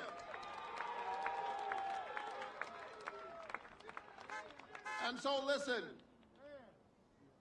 we've got work to do. The stakes of this election can hardly be overstated. We've had about 350,000 American souls to perish. That's a lot of empty seats at Thanksgiving. That's a lot of empty chairs at Christmas, the lighting of the Hanukkah candles.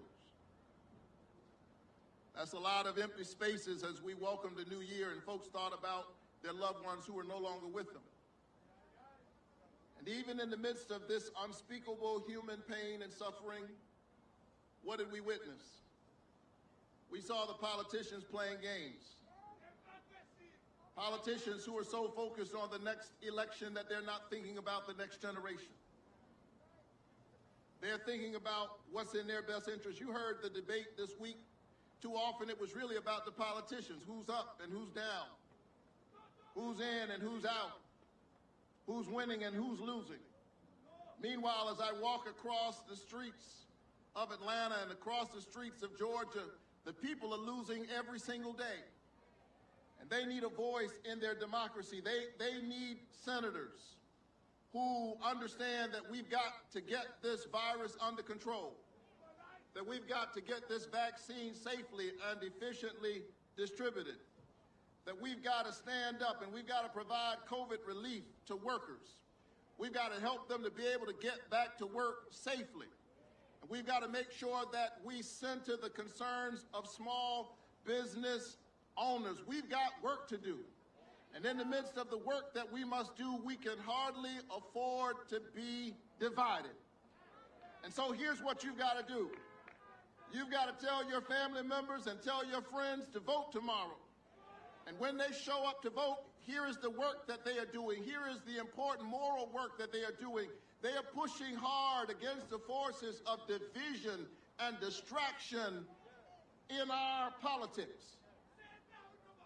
Because there are folk who are trying so hard to divide us. I'm running against the unelected senator of Georgia.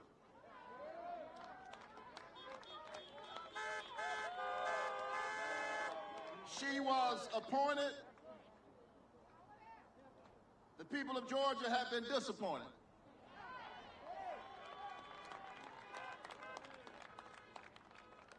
She gives a lot of money to the Republican Party, and somehow she got a seat.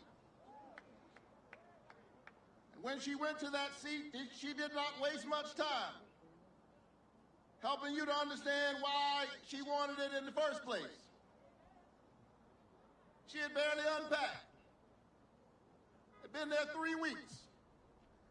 When she heard about the coronavirus pandemic, rather than focusing on the folk who were sheltering in, she was focused on sheltering her own investments, profiting off of a pandemic while the people of Georgia were suffering and losing their jobs. And when it came time to give ordinary people some relief, she said, I see no need. She said it was counterproductive. Meanwhile, she was profiting off of a pandemic. Who does that? Who does that? Forgive me, I'm from the hood. Where I'm from, we would say, what they do that at?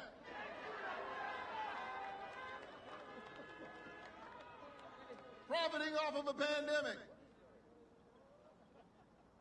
And so, have you noticed she hasn't even bothered to make a case, Georgia, for why you should keep her in that seat? And that's because she has no case to make. Instead, she's trying to distract you, trying to misrepresent my record. Have you noticed? Lying on me, lying on my church, the spiritual home of Martin Luther King Jr., lying on the gospel. As we say in church, calling me everything but a child of God, scandalizing my name. But that's all right. My mother down in Savannah, Georgia, she said it's not what they call you, it's what you answer by. And in a few days, she can call me Senator Raphael Warnock.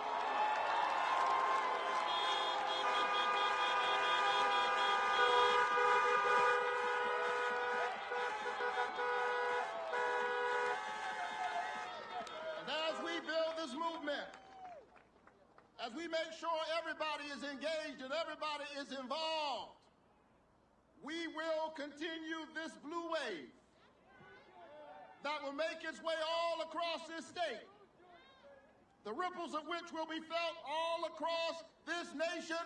Georgia, are you ready to win this election?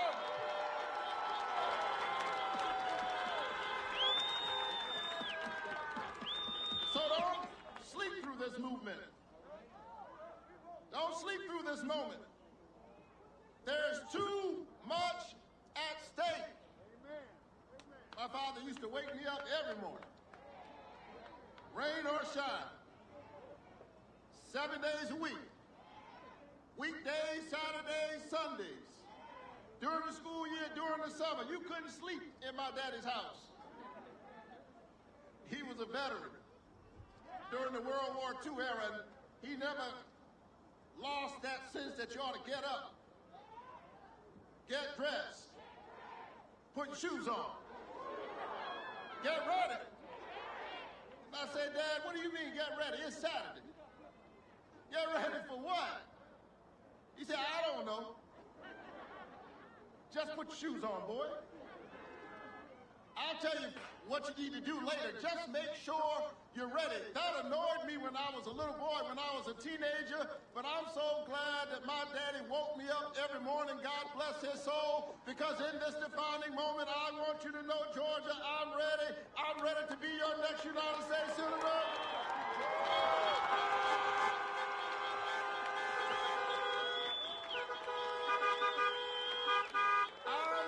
To work alongside my brother John Ossoff as you send us to the United States Senate. Think about this. In this defining moment, when folks are trying to divide us, Georgia is getting ready to send to the United States Senate a young Jewish man, the son of an immigrant, and a black preacher, the pastor of Ebenezer Baptist Church, where Martin Luther King Jr. used to serve and where John Lewis worshiped. I don't know about you, but I'm so proud of the state of Georgia. Let America hear you roar.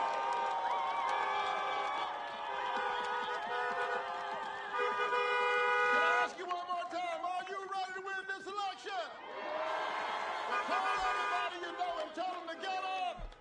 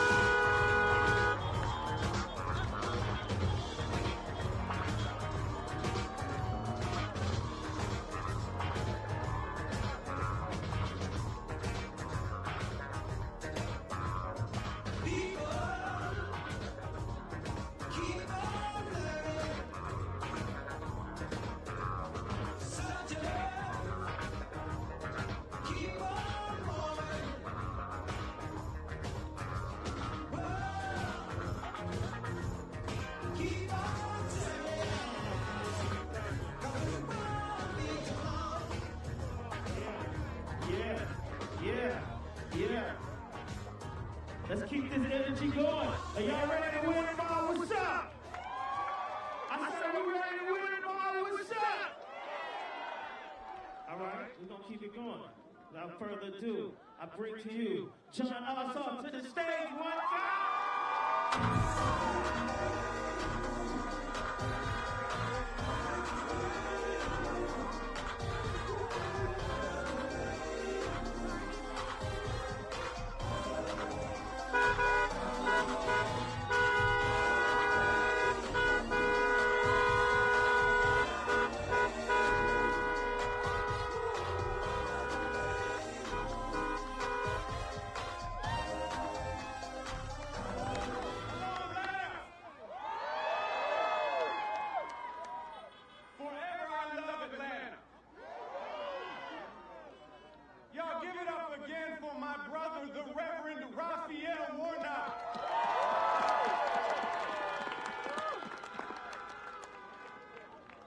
Atlanta, Georgia. It all comes down to this. Tomorrow is election day. The eyes of the nation are on Georgia right now. The eyes of the world are on Georgia right now. Feel your power, Georgia. Tomorrow we make history. Now I want you to say it with me now. Say vote. Say vote. Say vote. Tomorrow we make history. And think about how far we've come, Atlanta. Think about how far we've come in the great state of Georgia. Think about how far we've come in the American South. Georgia is the most competitive battleground state in the United States. You did that. You did that. And now hosting 2 runoff elections for the United States Senate to determine control of the United States Senate. Your standard bearers are the young Jewish son of an immigrant and a black pastor who holds Dr. King's pulpit at Ebenezer Baptist Church. Think about how far we've come, Atlanta. Think about how far we've come. And we're running against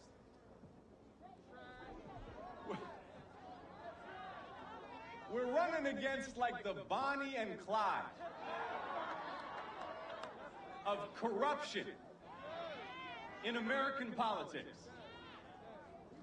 2 United States senators who, when they learned about this pandemic that was bearing down on our shores, when they learned about the threat posed by a virus that's now killed more than 300,000 of our fellow Americans, their first call was to their stockbroker. Atlanta, we deserve better, and retirement is coming for David Perdue and Kelly Loeffler, Atlanta.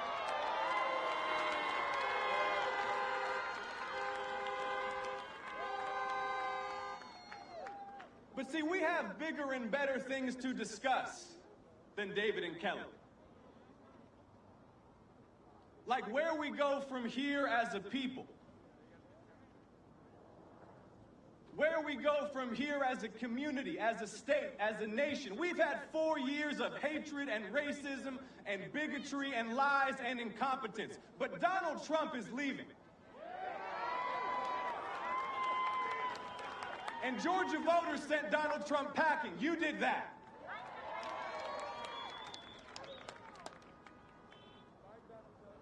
So now it's time to rebuild. Now it's time to build an America that's defined by love, that's defined by unity, that's defined by compassion and empathy. Those are the substance of community. Those must be our guiding lights because we love each other. I'm going to take a page out of the Reverend's playbook. Turn to your neighbor and tell him you love him.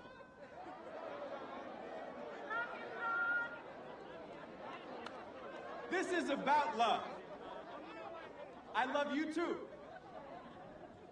And we are building a movement based on love. for health, jobs, and justice for the people. Health, jobs, and justice for all the people, Atlanta.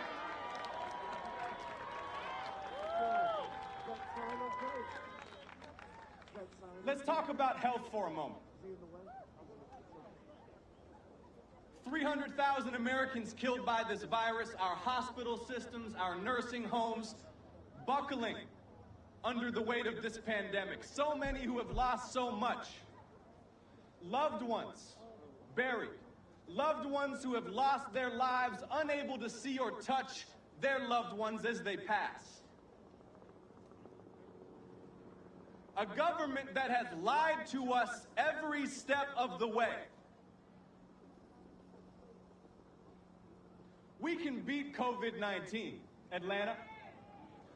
We can pass legislation to rush resources to hospitals and nursing homes. We can make sure every American gets access to testing and vaccines free of charge. We can beat COVID-19 and get our daily lives back. And do you believe, like I do, Atlanta, and like Reverend Warnock does, that health care is a human right? Health care is a human right and not just a privilege for those who have enough money in their bank accounts or who live in the right zip code. I was just down in Cuthbert, Georgia a few days ago, Randolph County in South Georgia. Y'all, they lost their hospital in October. Here in the United States of America, the wealthiest country in the world, in the middle of a pandemic, their hospital closed. And now the people of Randolph County, if they need an emergency room, they've got to drive an hour and a half to go to Columbus or Albany. And it's one of 9 hospitals we've lost in Georgia in the last 10 years. You send me and Reverend Warnock to the Senate, we will deliver the resources to reopen those 9 hospitals and to build new clinics in every corner of this state, because health care is a human right. We will stand up to the drug companies that are ripping off Georgia families at the pharmacy every single day, charging outrageous prices for life-saving medicine and insulin. We will ensure that every single American has great health insurance, no matter their ability to pay, whether they have a pre-existing condition, suffering from asthma or diabetes or a cancer survivor. Because Georgia, health care is a human right, and we will make it so in the United States of America.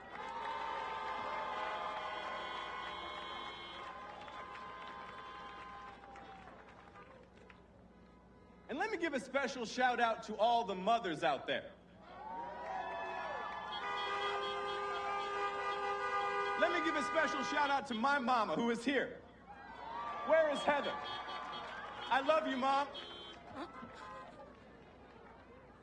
Y'all may not know this, but my wife Alicia works as an OBGYN doctor at Grady Hospital in labor and delivery right here in Atlanta. And she sees every day at work mothers who struggle, who suffer, babies who struggle into this world because our leaders have refused to expand Medicaid, because our leaders have refused to invest in maternal health. We have one of the highest maternal mortality rates in the entire country here in Georgia. And if you send me and Reverend Warnock to the U.S. Senate, when you send me and Reverend Warnock to the U.S. Senate, we will surge resources to save lives, to make sure every county in this state has an OBGYN doctor. Because health care is a human right, Atlanta. Health, jobs, and justice for all the people. Let's talk about jobs. Millions have lost their jobs during this crisis. Millions facing eviction and foreclosure. Small businesses across our state operating at 20 or 30% capacity. Gas bill piling up. Credit cards maxed out. Families that can't afford childcare. And for 8 months straight, the United States Senate blocked the direct relief that the people needed. Let him never deceive you. David Perdue, opposed direct stimulus for the people all year long. Last week, David Perdue changed his tune. Well, guess what? There's an election coming. Georgia, you deserve senators who have your back, not just when they're about to face the people, but at all times. And when you send me and Reverend Warnock to the Senate, we will pass those $2,000 stimulus checks that the people need, that families need to stay on their feet and in their homes. We will pass the most ambitious jobs, infrastructure, and recovery program in U.S. history. We will upgrade our public schools. We will build those clinics and hospitals. We'll upgrade transit and transportation to connect every county here in Metro Atlanta, to connect every city, every corner of the state, and to connect Georgia with the rest of the Southeast. We will create tens of thousands of jobs in clean and renewable energy, saving our planet while we make America the #1 producer of clean energy in the world and Georgia the #1 producer of clean energy in the South. Y'all, I want you to feel what we can achieve together. I want you to feel what is possible. I want you to believe in what is possible. And look, here's the bottom line. If Mitch McConnell and the Republicans hold on to the Senate, they will try to do to Joe and Kamala exactly like they tried to do to President Obama. But we have too much good work to do for things to be ground to a halt in our nation's capital. We need to raise the minimum wage to $15. We need to expand the Pell Grant program so no young person in this state has to take on debt to get a degree from a public college or from an HBCU. We need to relieve the burden of student debt from those who are currently struggling to get out from under their loans. We can do all these things when we win tomorrow. We can deliver health, jobs, and justice for the people, for all the people. Let's talk about justice, Atlanta. Let's talk about justice. I mentioned my mother a few minutes ago. Y'all may not know this. My mother came to this country as an immigrant when she was 23 years old, alone as a young woman. It takes a lot of courage to uproot your life at that age, move to the other side of the planet, and start new. But like so many immigrants, my mother came to this country because she believed that this country stood for certain ideals.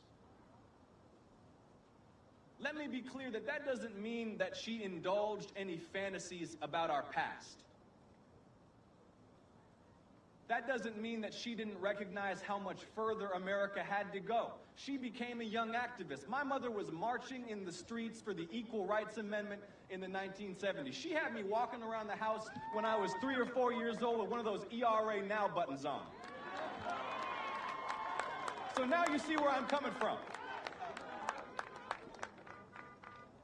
My mother became an activist, and my mother became a citizen, because she recognized that the ballot box is where we demand progress.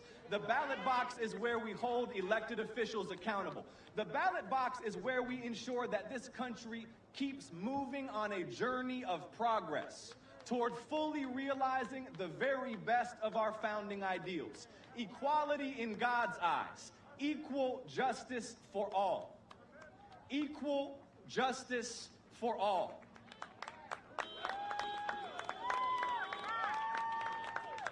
Our Constitution already guarantees equal protection under the law. But when Ahmaud Arbery is shot to death in broad daylight in the street on camera,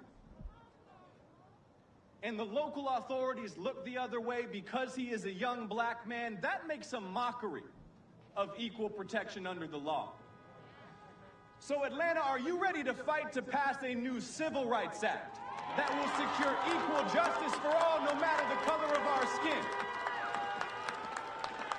Are you ready to fight to pass a new Voting Rights Act that will secure the sacred franchise that John Lewis and so many bled and suffered for? Are you ready to fight for health and jobs and justice for all the people? Are you ready to send a message that echoes not just from coast to coast, but down the generations about what this state stands for? Atlanta, we just have a few hours left. I'm asking you to dream about what's possible. I'm asking you to believe in what's possible. I'm asking you to work to make real what is possible. No regrets. No regrets. We are on the cusp of a historic victory. Feel it. Know it. Believe it. Work for it. Atlanta, are you ready to work? Atlanta, are you ready to win? Atlanta, are you ready to elect 2 new United States senators? Atlanta, say it with me again. Say vote. Say vote. Say vote. I love you all. Thank you so much. God bless you.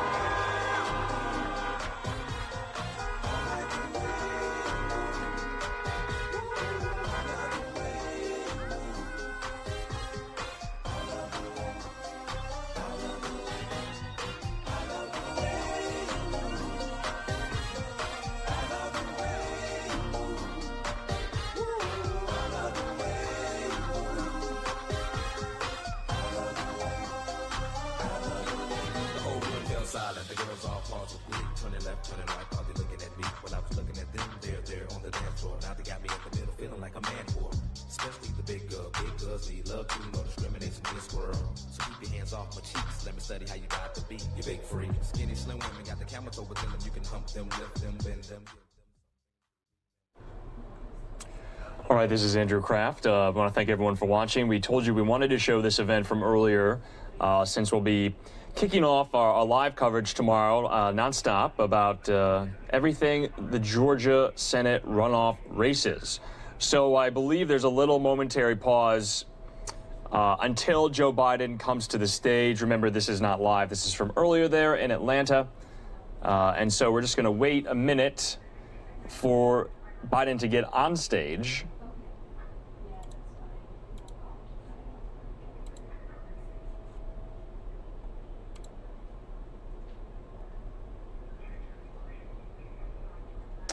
However, in the meantime, we do have live pictures of President Trump's departure, his imminent departure from Georgia. So we're going to just go to some of those shots right now.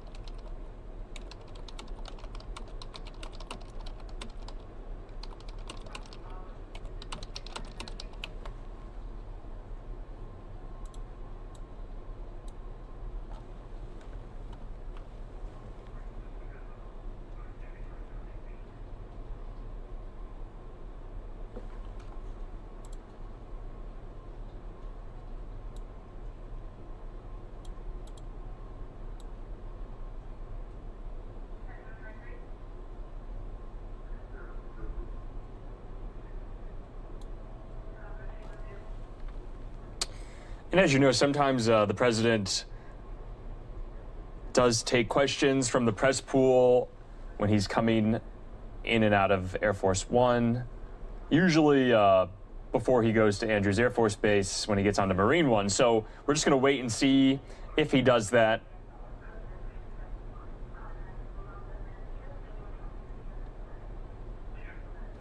We're going to see if we can hear any of the natural sound that the feed might have, so bear with us here.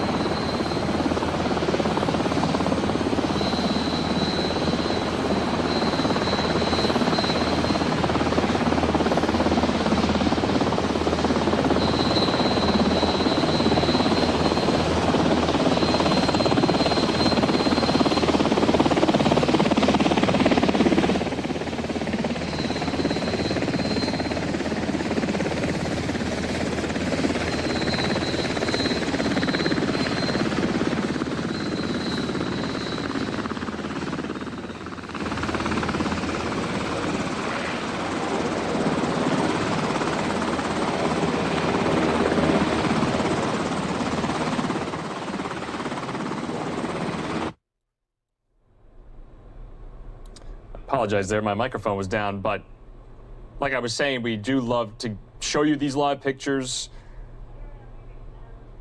of the president's arrival and departure in what presumably is the president's last campaign rally as president. Remember, Joe Biden will be inaugurated in just 16 days' time.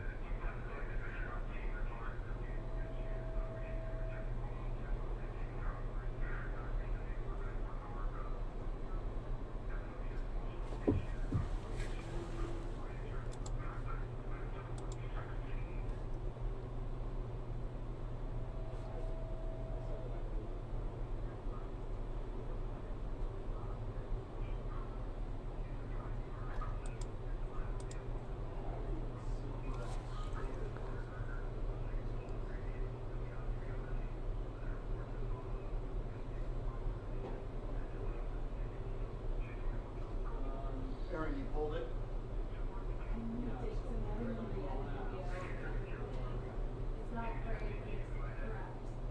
Greg, how'd you know? How'd you know that it was wrong?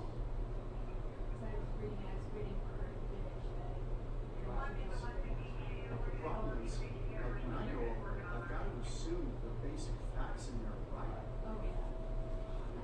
That's scary. Frightening. He's got to know. He needs to know this.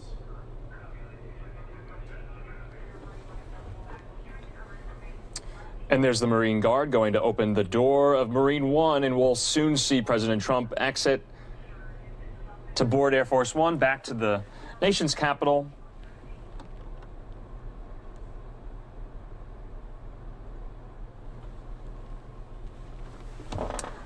Let's listen in.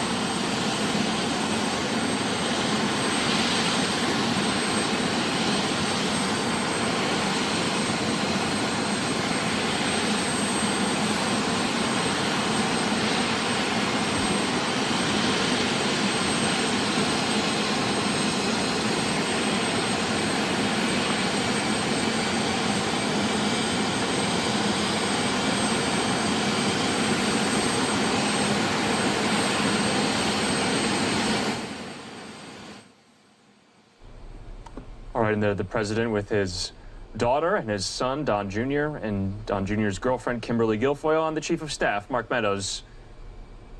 And there the president goes.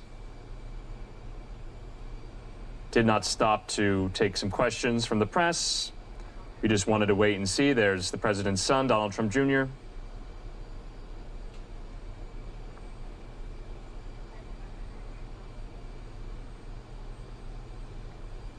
And White House Chief of Staff Mark Meadows.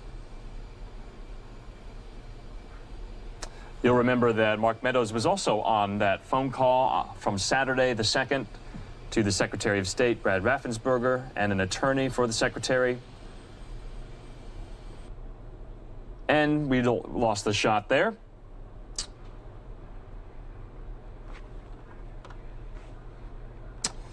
All right, everyone, I'm Andrew Kraft. We want to thank everyone for watching News Now from Fox on this Monday night, January 4th. It's a little after 9 p.m. We have about an hour and a half left of live coverage here before our digital journalists, our fellow colleagues there in Orlando, Florida, pick up coverage back at 6 a.m. Eastern tomorrow morning in what's going to be quite a busy day covering the Georgia Senate runoffs. We'll have live coverage for that all day. And you're not going to want to miss it, because remember, this is a crucial race for the makeup of the Senate. So I'll be hosting as well, more into the evening hours tomorrow night. So we have a lot in store for you, but we do want to go back out to Georgia from that event that we were showing you earlier before we cut in to show you the president's departure. And this will be Joe Biden, the president-elect's remarks there as he campaigns for John Ossoff and Reverend Warnock. So Going to go out to that right now, but first a commercial break, so we'll see you back here in 2 minutes on News Now from Fox.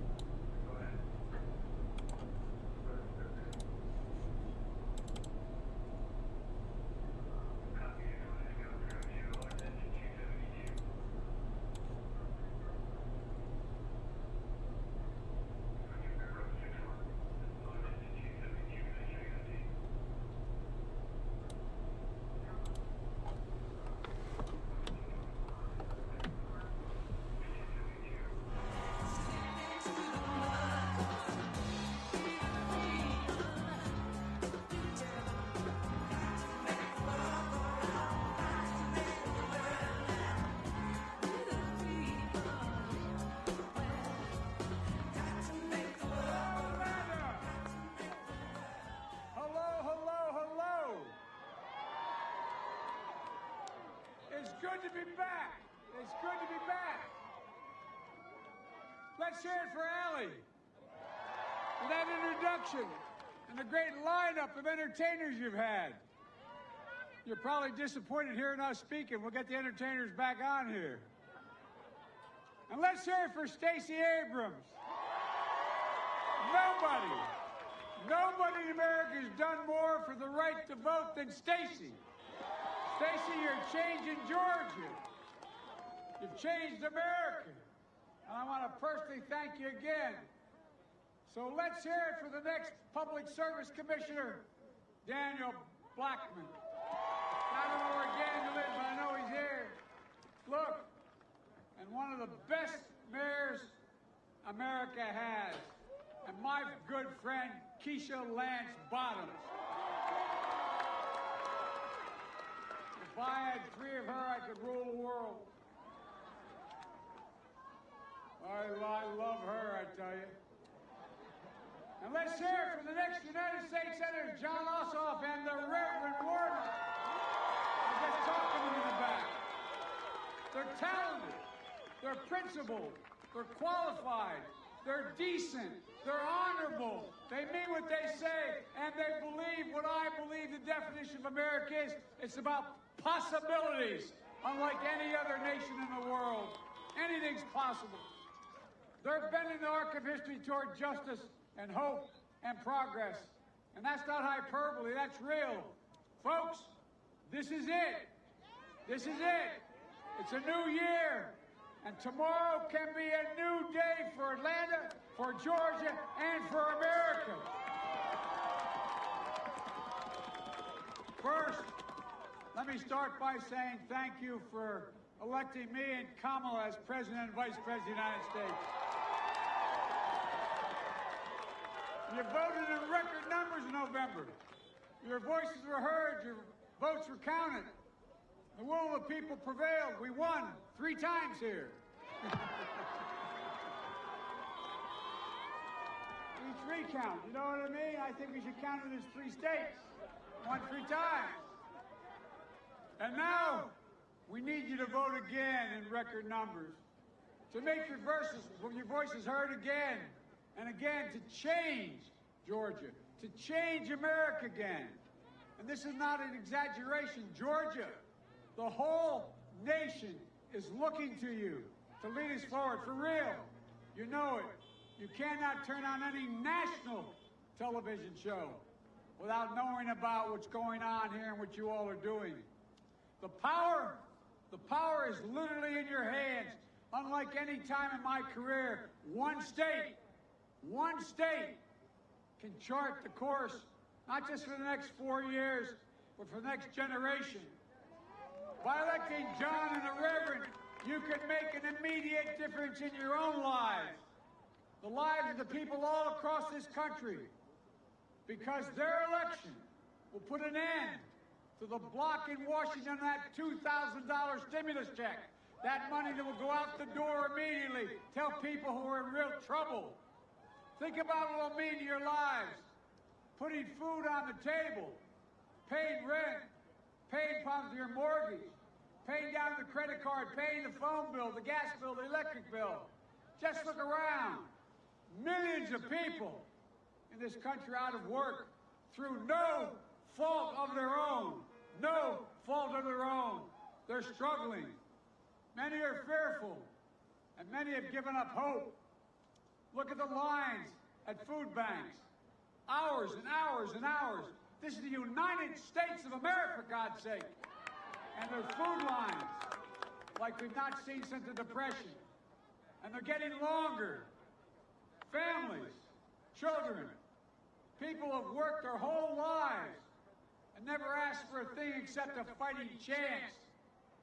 Now, they're lining up for food in America. And the debate over $2,000 isn't some abstract debate in Washington. It's about real lives. Your lives, the lives of good, hard-working Americans. And if you're like millions of Americans all across this country, you need the money, you need the help, and you need it now.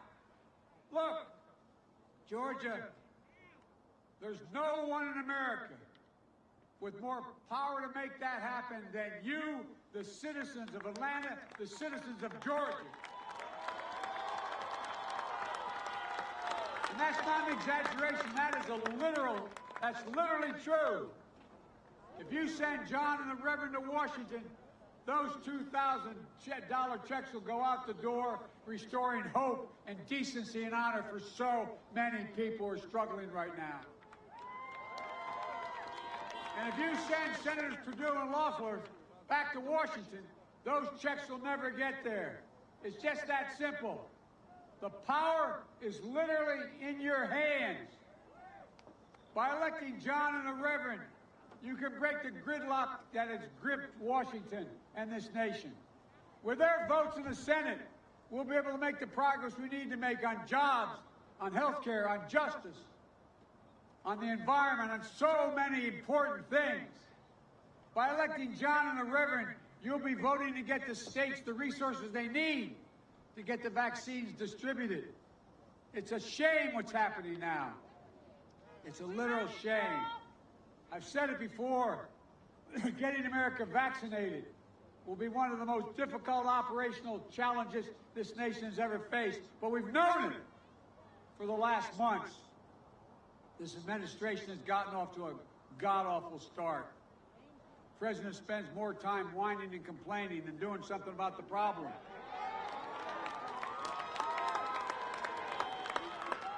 I don't know why he still wants the job. He doesn't want to do the work. Look, the states need help.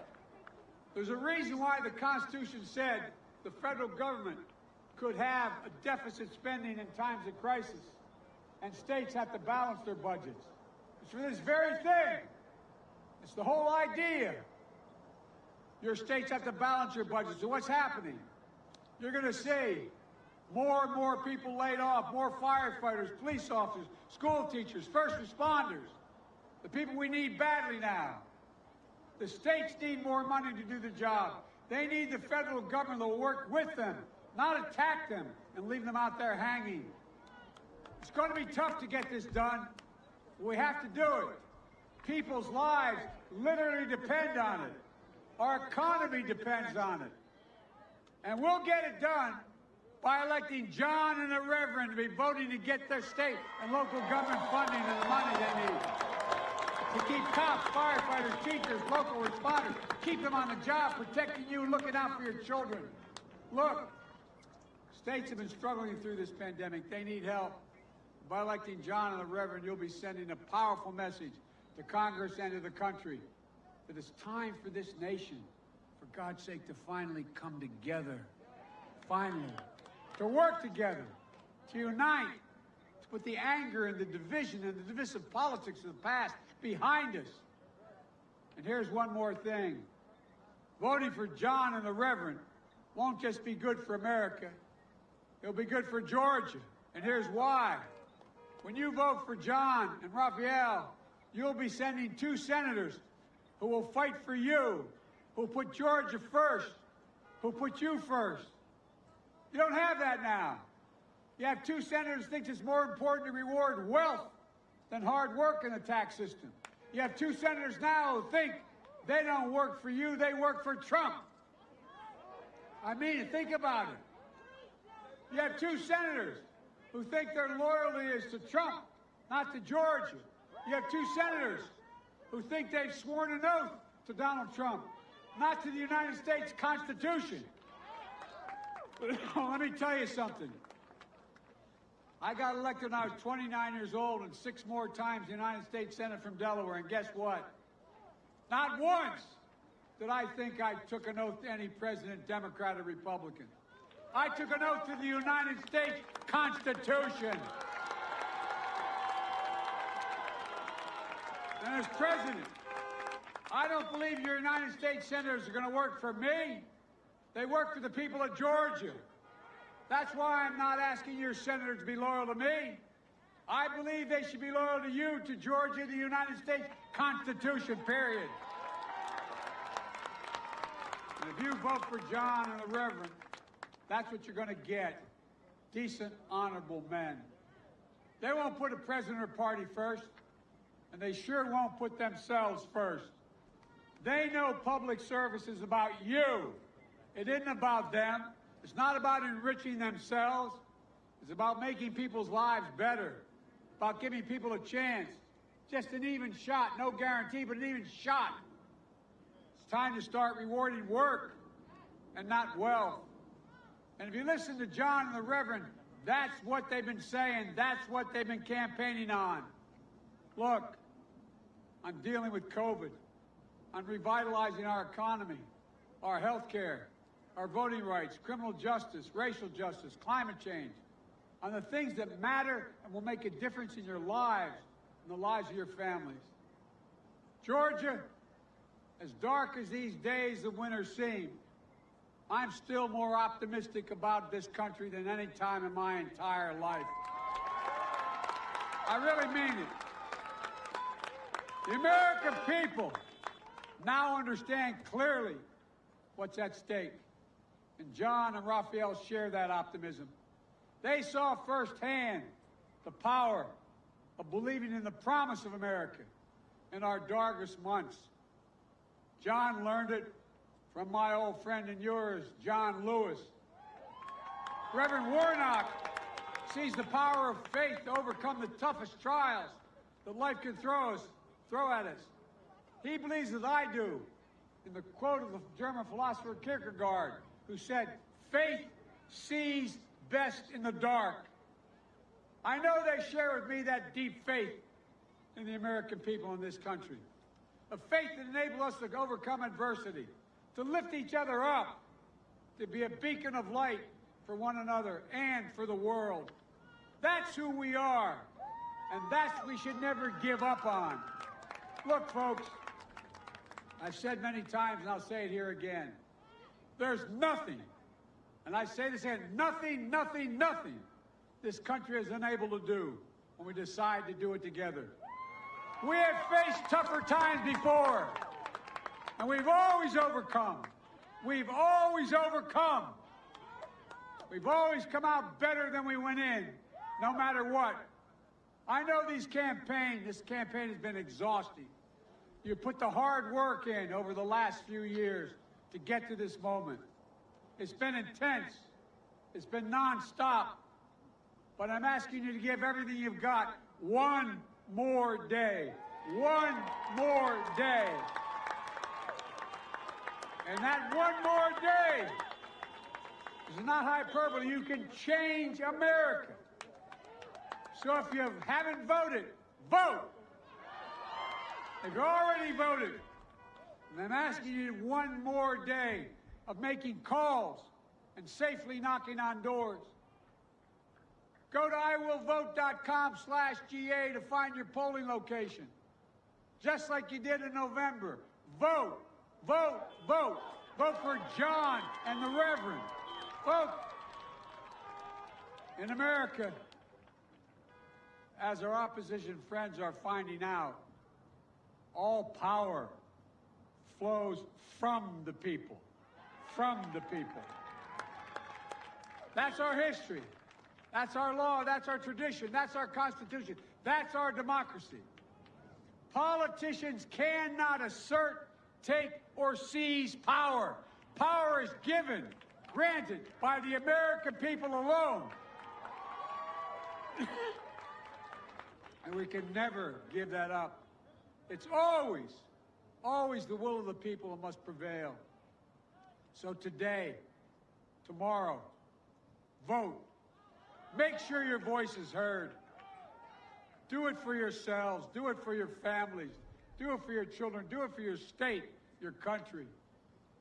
Do it for all those who've given up so much. Think of all those who've given up so much to secure that right. Do it for the country you love, because I know you love this country. And the future you want to build for everyone in this country. Do it for all those around the world who aspire, like us, to be free and a democratic people, who look to us. I've been in over almost 100 countries. They all look to America. The power is in your hands. John and Reverend Warnock are counting on you. So is Kamala, so am I, and so is America. We're a nation built on honor, decency, dignity, and respect. America is and must continue to be a beacon of light, liberty, and democracy and unity. That's who we are. That's the United States of America. Vote, vote, vote, vote. God bless you all, and may God protect our troops. Thank you, thank you, thank you. Thank you. Got to make the world go round. Got to make the world now. We the people, yeah. Got to make the world go round. Got to make the world now. You may have a plan, or you may have the right blood, but we all are living on blood, so don't look on right, slip into the mud, 'cause we the people, you tell them, got to make the world go round, got to make the world now, we the people. All right, and that was President-elect Joe Biden. We wanted to show you that, just obviously as a counter and contrast to the president's hour-and-a-half long rally. President Trump is airborne on his way back to Washington, D.C., but right now we do want to take it across the pond to the United Kingdom. You might have seen earlier this morning that the Prime Minister there, Boris Johnson, has announced a second coronavirus lockdown for England. It's amid a more infectious new variation of the virus that we've been reporting about here on NewsNOW. You might have heard. Also, and rising caseloads throughout the country. So the national lockdown will replace a tiered system that assigned different restrictions to different regions of the country. The new restrictions are similar to the national lockdown he announced last March.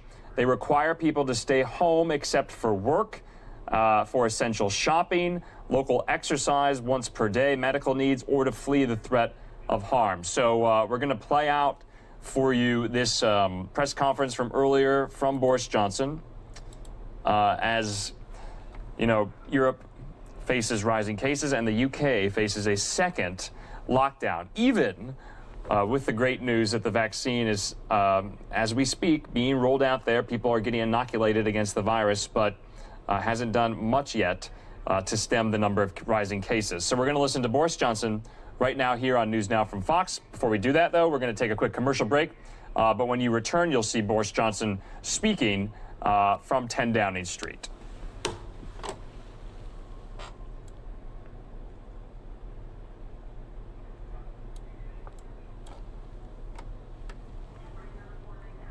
That in fighting the old variant of the virus, our collective efforts were working and would have continued to work. But we now have a new variant of the virus, and it's been both frustrating and alarming to see the speed with which the new variant is spreading. Our scientists have confirmed this new variant is between 50 and 70% more transmissible. That means you're much, much more likely to catch the virus and to pass it on. As I speak to you tonight, our hospitals are under more pressure from COVID than at any time since the start of the pandemic. In England alone, the number of COVID patients in hospitals has increased by nearly a third in the last week to almost 27,000. And that number is 40% higher than the first peak in April. On the 29th of December, more than 80,000 people tested positive for COVID across the UK, a new record. The number of deaths is up by 20% over the last week and will sadly rise further. And my thoughts are with all those who've lost loved ones. With most of the country already under extreme measures, it's clear that we need to do more together to bring this new variant under control while our vaccines are rolled out. In England, we must therefore go into a national lockdown which is tough enough to contain this variant. That means the government is once again instructing you to stay at home. You may only leave home for limited reasons permitted in law, such as to shop for essentials, to work if you absolutely cannot work from home, to exercise, to seek medical assistance, such as getting a COVID test, or to escape domestic abuse. The full details of what you can and can't do will be available at gov.uk/coronavirus. If you are clinically extremely vulnerable, we're advising you to begin shielding again, and you will shortly receive a letter about what this means for you. And because we now have to do everything we possibly can to stop the spread of the disease, primary schools, secondary schools, and colleges across England must move to remote provision from tomorrow, except for vulnerable children and the children of key workers.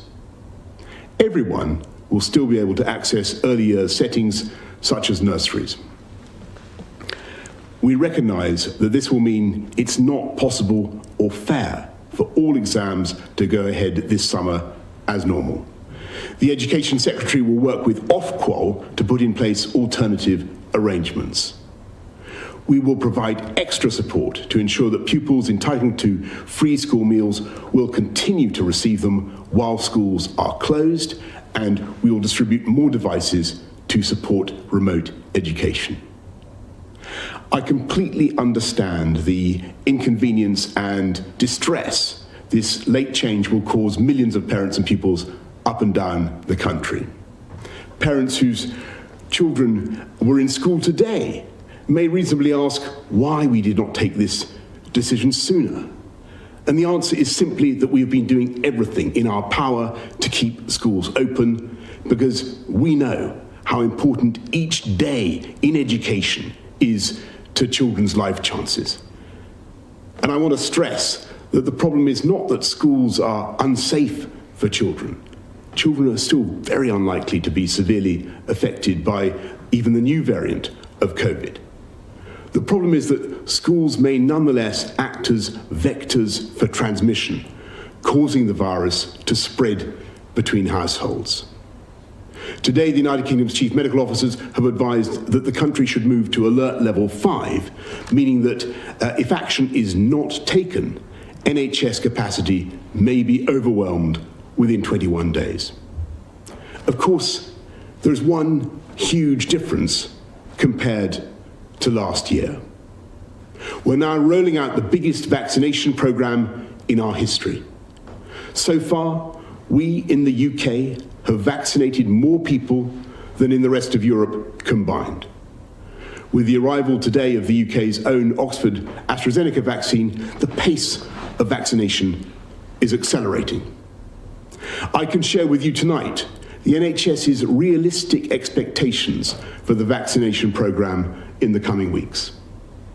By the middle of February, if things go well and with a fair wind in our sails, we expect to have offered the first vaccine dose to everyone in the 4 top priority groups identified by the Joint Committee on Vaccination and Immunisation.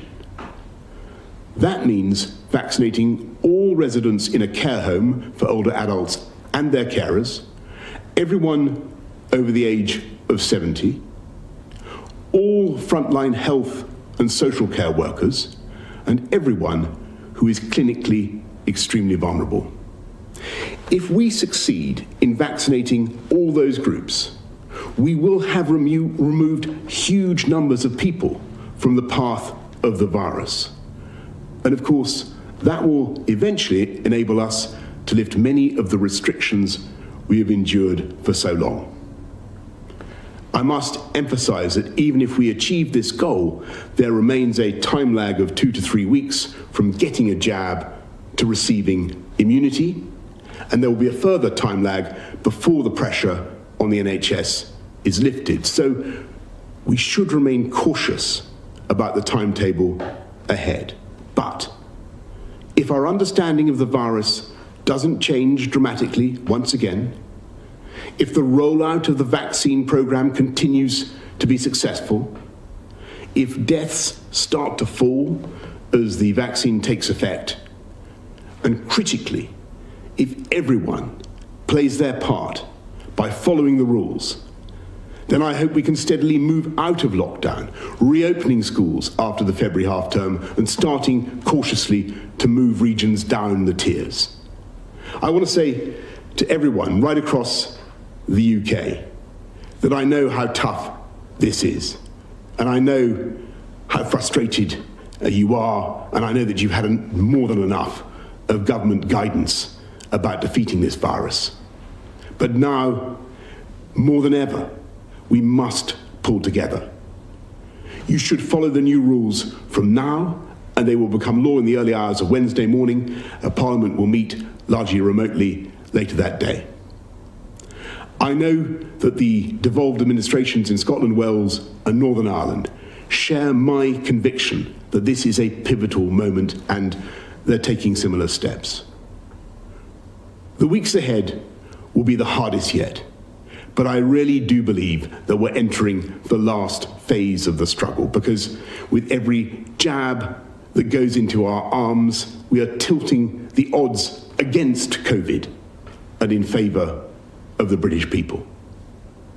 And thanks to the miracle of science, not only is the end in sight, but we know exactly how we will get there. But for now, I'm afraid you must once again stay at home, protect the NHS, and save lives. Thank you all very much.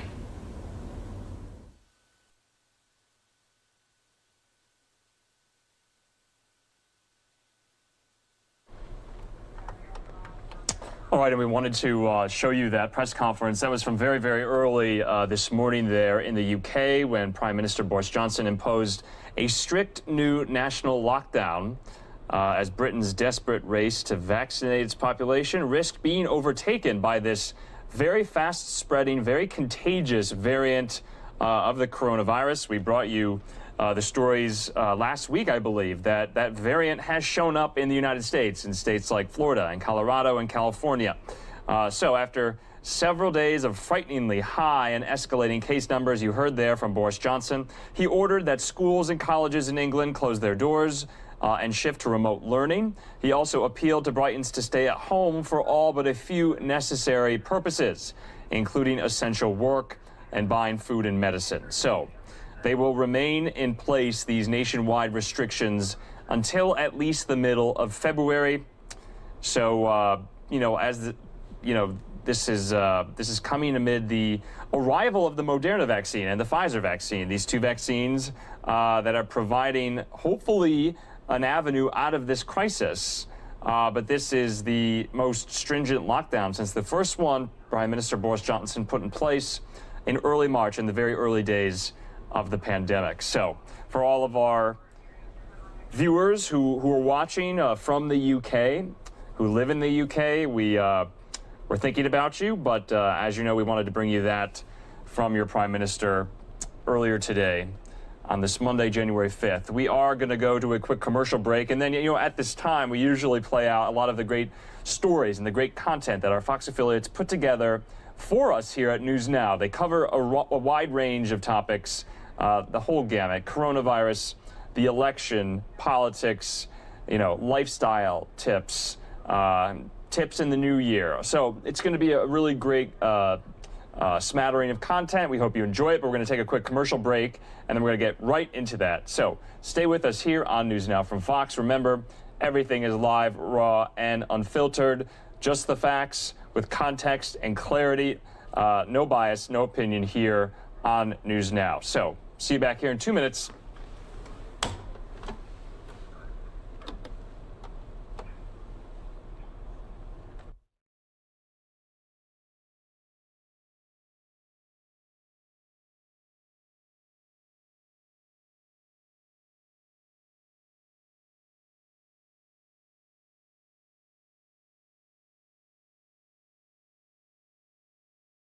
The AstraZeneca Oxford vaccine.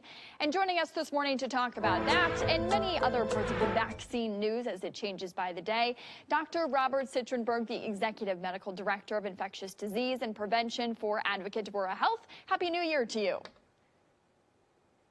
Happy New Year to you as well. Let's start right into this. This morning, the news of the day: the United Kingdom is the first in the world to administer that Oxford AstraZeneca shot. Why is this shot different, and what hope does it offer us here in Wisconsin? It's always important to have as many different types of vaccines as we can. You know, we're familiar with the mRNA vaccines. The AstraZeneca vaccine is a viral vector vaccine. It works in a different way. I think one of the big advantages of this vaccine is it's very cheap to produce and to manufacture. And so that has great implications for countries in the developing world that really don't have a lot of healthcare resources. So this is a type of vaccine that really can be spread throughout the world. We're hopeful to have the vaccine available in this country within a couple of months. I heard some estimates over the weekend about April. Hopefully we'll get a little bit sooner than that here.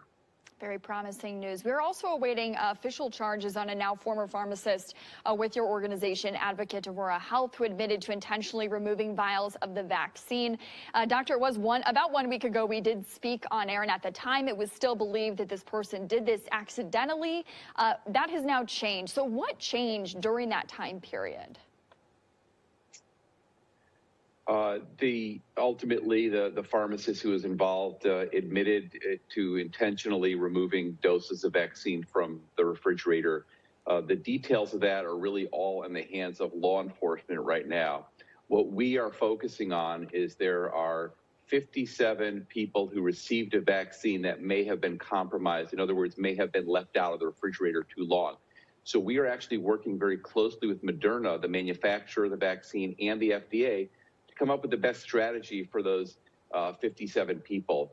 It's not dangerous to them to have received this vaccine. It just may not have been effective. It was a very unfortunate incident, isolated incident, and it really took the attention away from a very successful vaccination campaign where we've been able to vaccinate 25,000 of our team members across Wisconsin and Illinois in the first 2 weeks. I know that we've seen that number continue to rise as we've done these live interviews with you. Kind of a last quick wrap up, Doctor. A lot of talk about the COVID-19 vaccine, the flu shot, also very important this time of year. If you could just kind of close our live interview with just a couple of quick notes of why that's so important this time of year. Fortunately, we've seen very little flu this year, and I think that's because of two things. One, we've had a tremendous flu shot campaign to get people vaccinated. Also, the mitigation measures we're using for COVID, the social distancing and masking, also prevent the transmission of the flu. But we can't forget about flu. We're right in the middle of flu season, and we can ill afford to have a flu outbreak. Our hospitals are already stretched right now with capacity and staff, particularly. We can't afford to have a big outbreak of flu. So it's still equally important to get your flu shot along with the COVID vaccine this year. Always a good reminder. Dr. Robert Citrenberg with Advocate Deborah Health, thank you so much for your time this morning. Thank you. That FWC officer was in a very remote area of Polk County investigating reports of people hunting at night when he came across the suspects. That is when deputies say they attacked him and ran him over. 2 suspects are in jail. The search is on for a 3rd suspect. The attack happened just before 9 o'clock Saturday night in a remote area located within the River Ranch Hunting Club that's in Lake Wales. The officer was in the area investigating reports of people hunting at night when he came upon the 3 suspects after noticing their spotlight and also hearing a gunshot. He confiscated 2 of their shotguns and then asked for ID. That is when deputies say 45-year-old Michael Almafi jumped on top of the FWC officer, and moments later, the officer is run over by one of the suspects on an UTV. A GPS on the officer's vehicle helped authorities locate him and rush him to a hospital. After they beat him and hit him with the side-by-side ATV, they left him an hour deep in these woods, and they didn't care whether he survived or not. He defended himself the best he could.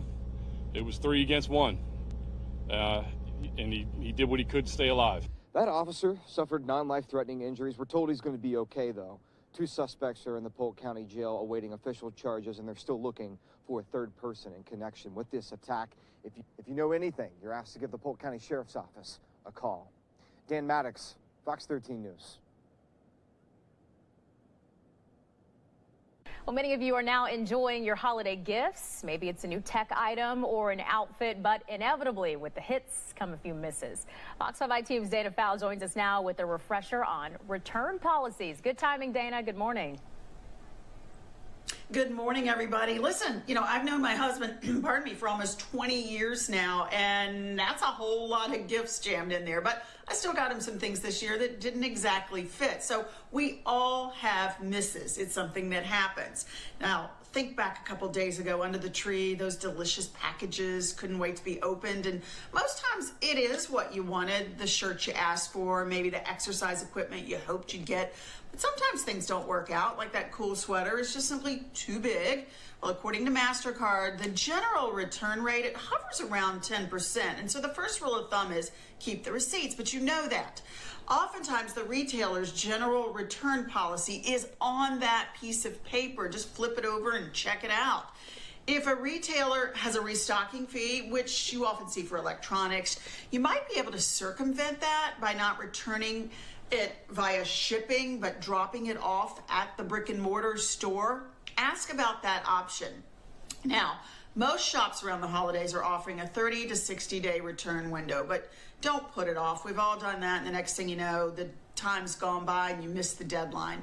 Because of return-related thefts, you do need to make sure the tags are still on the item, have an ID handy, and if you bought it with that credit card, have it with you. Finally, if for some reason a retailer is pushing back on a return and you have a legit reason, let's say it's broken, defective, something like that, check credit card perks. Sometimes they offer something called return protection, and they will actually reimburse you if the store declines to do it. Elise? Because retailers don't have to accept returns, do they?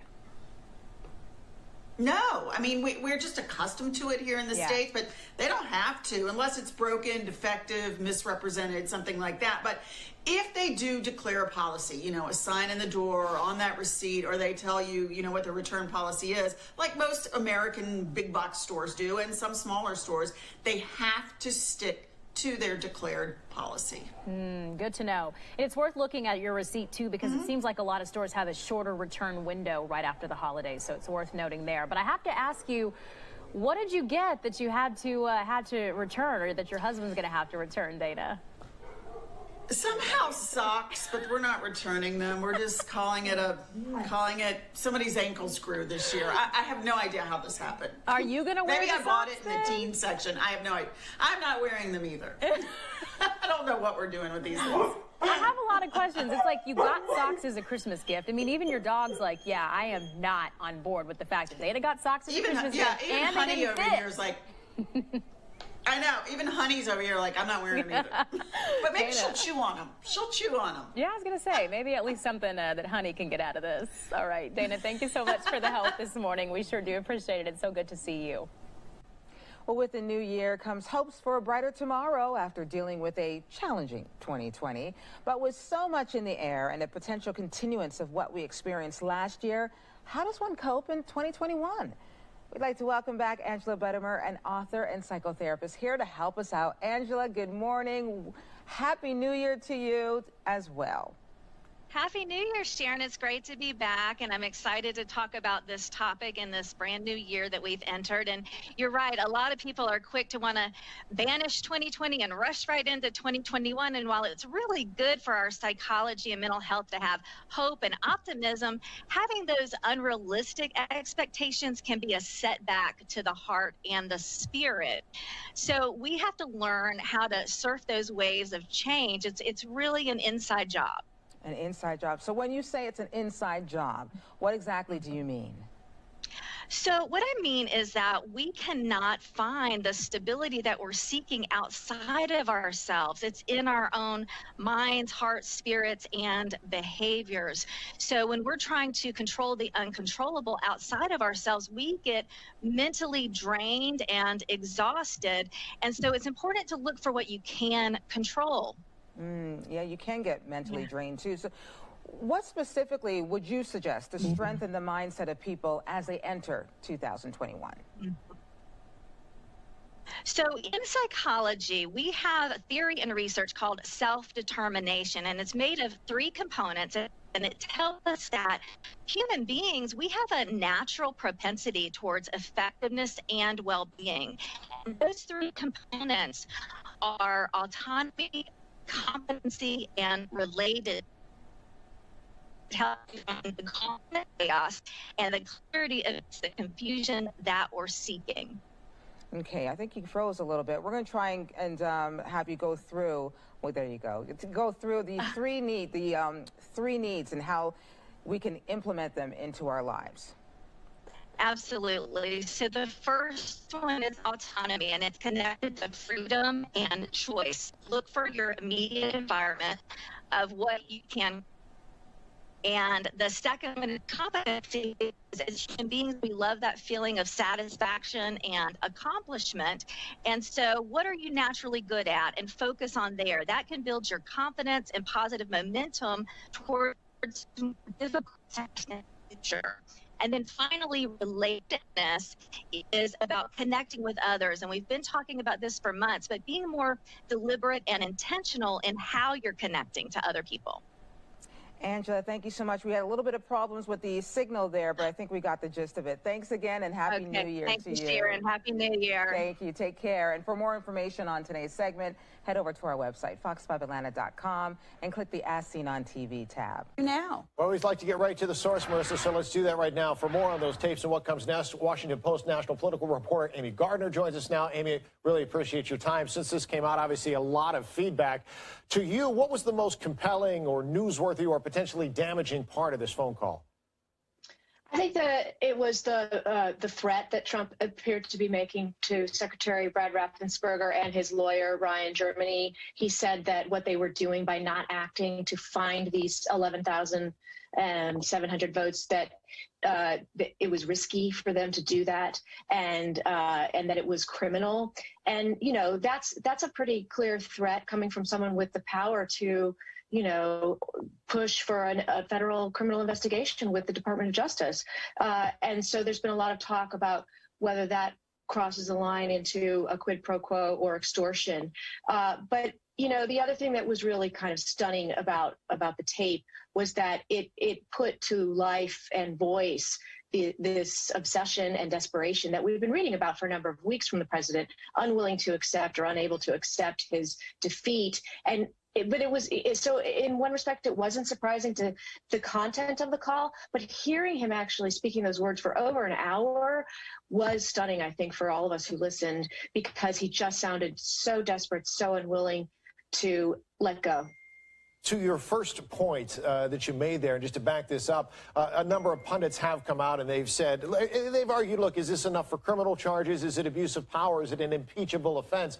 Based on the people that you talk to, do you think any of those are true? Well, anything is an impeachable offense if the Congress decides to impeach. I mean, that's a prerogative of Congress. I mean, he's only in office for 16 more days. So, the idea of them doing that now is just not going to happen. But, the definition of impeachable is a completely subjective prerogative of the Congress. As far as the criminal investigation, what legal scholars, law professors told me when I was reporting this out over the weekend is that it's not, they think it's a mistake to get bogged in the weeds of whether he committed a crime or whether it's prosecutable, because you have to prove that he knew that he was asking for a crime to be committed. And, you could argue that he believes that there was actually fraudulent voting happening and that he's asking Brad Raffensperger to sniff it out and overturn it. Many of us are a little bit skeptical of that because there's so much evidence, irrefutable evidence, that many of his allegations are simply false.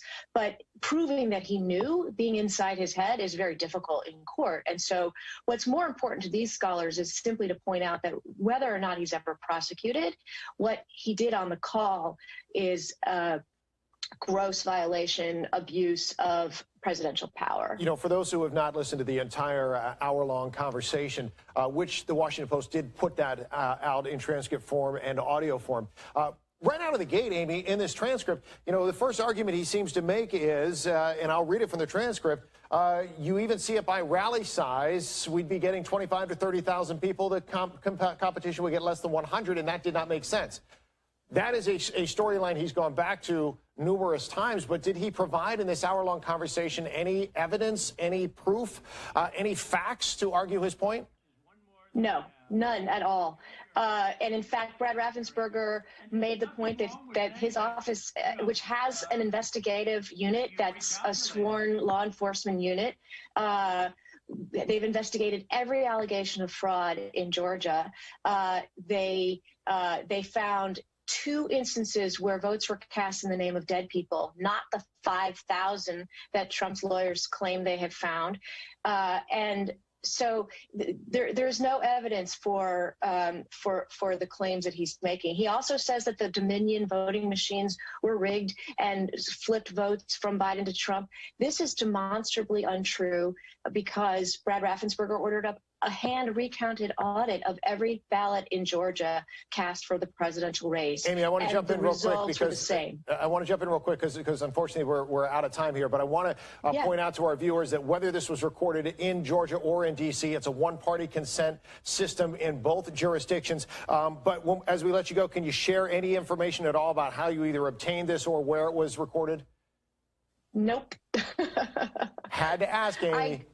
I got the recording from somebody who legally recorded the call and who believed that the American people should hear it. All right. Amy Gardner from the Washington Post broke the story over the weekend. I appreciate your time this morning. Thank you so much for joining us. My pleasure. All right. Wisdom? Meanwhile, couples thinking of divorce, they usually don't rock the holiday boat. But once the holidays are over, they start jumping ship. Today is now being called Divorce Monday as a wave of divorces kicks off. And with COVID-19, this month actually could be the busiest yet. So this morning, leading divorce attorney Tracy Coates, partner at Bethesda's Paley Rothman and host of the popular podcast, The Tracy Coates Show, is giving us a little New Year's relationship check-in where people are apparently checking out. It's good to see you. Happy New Year.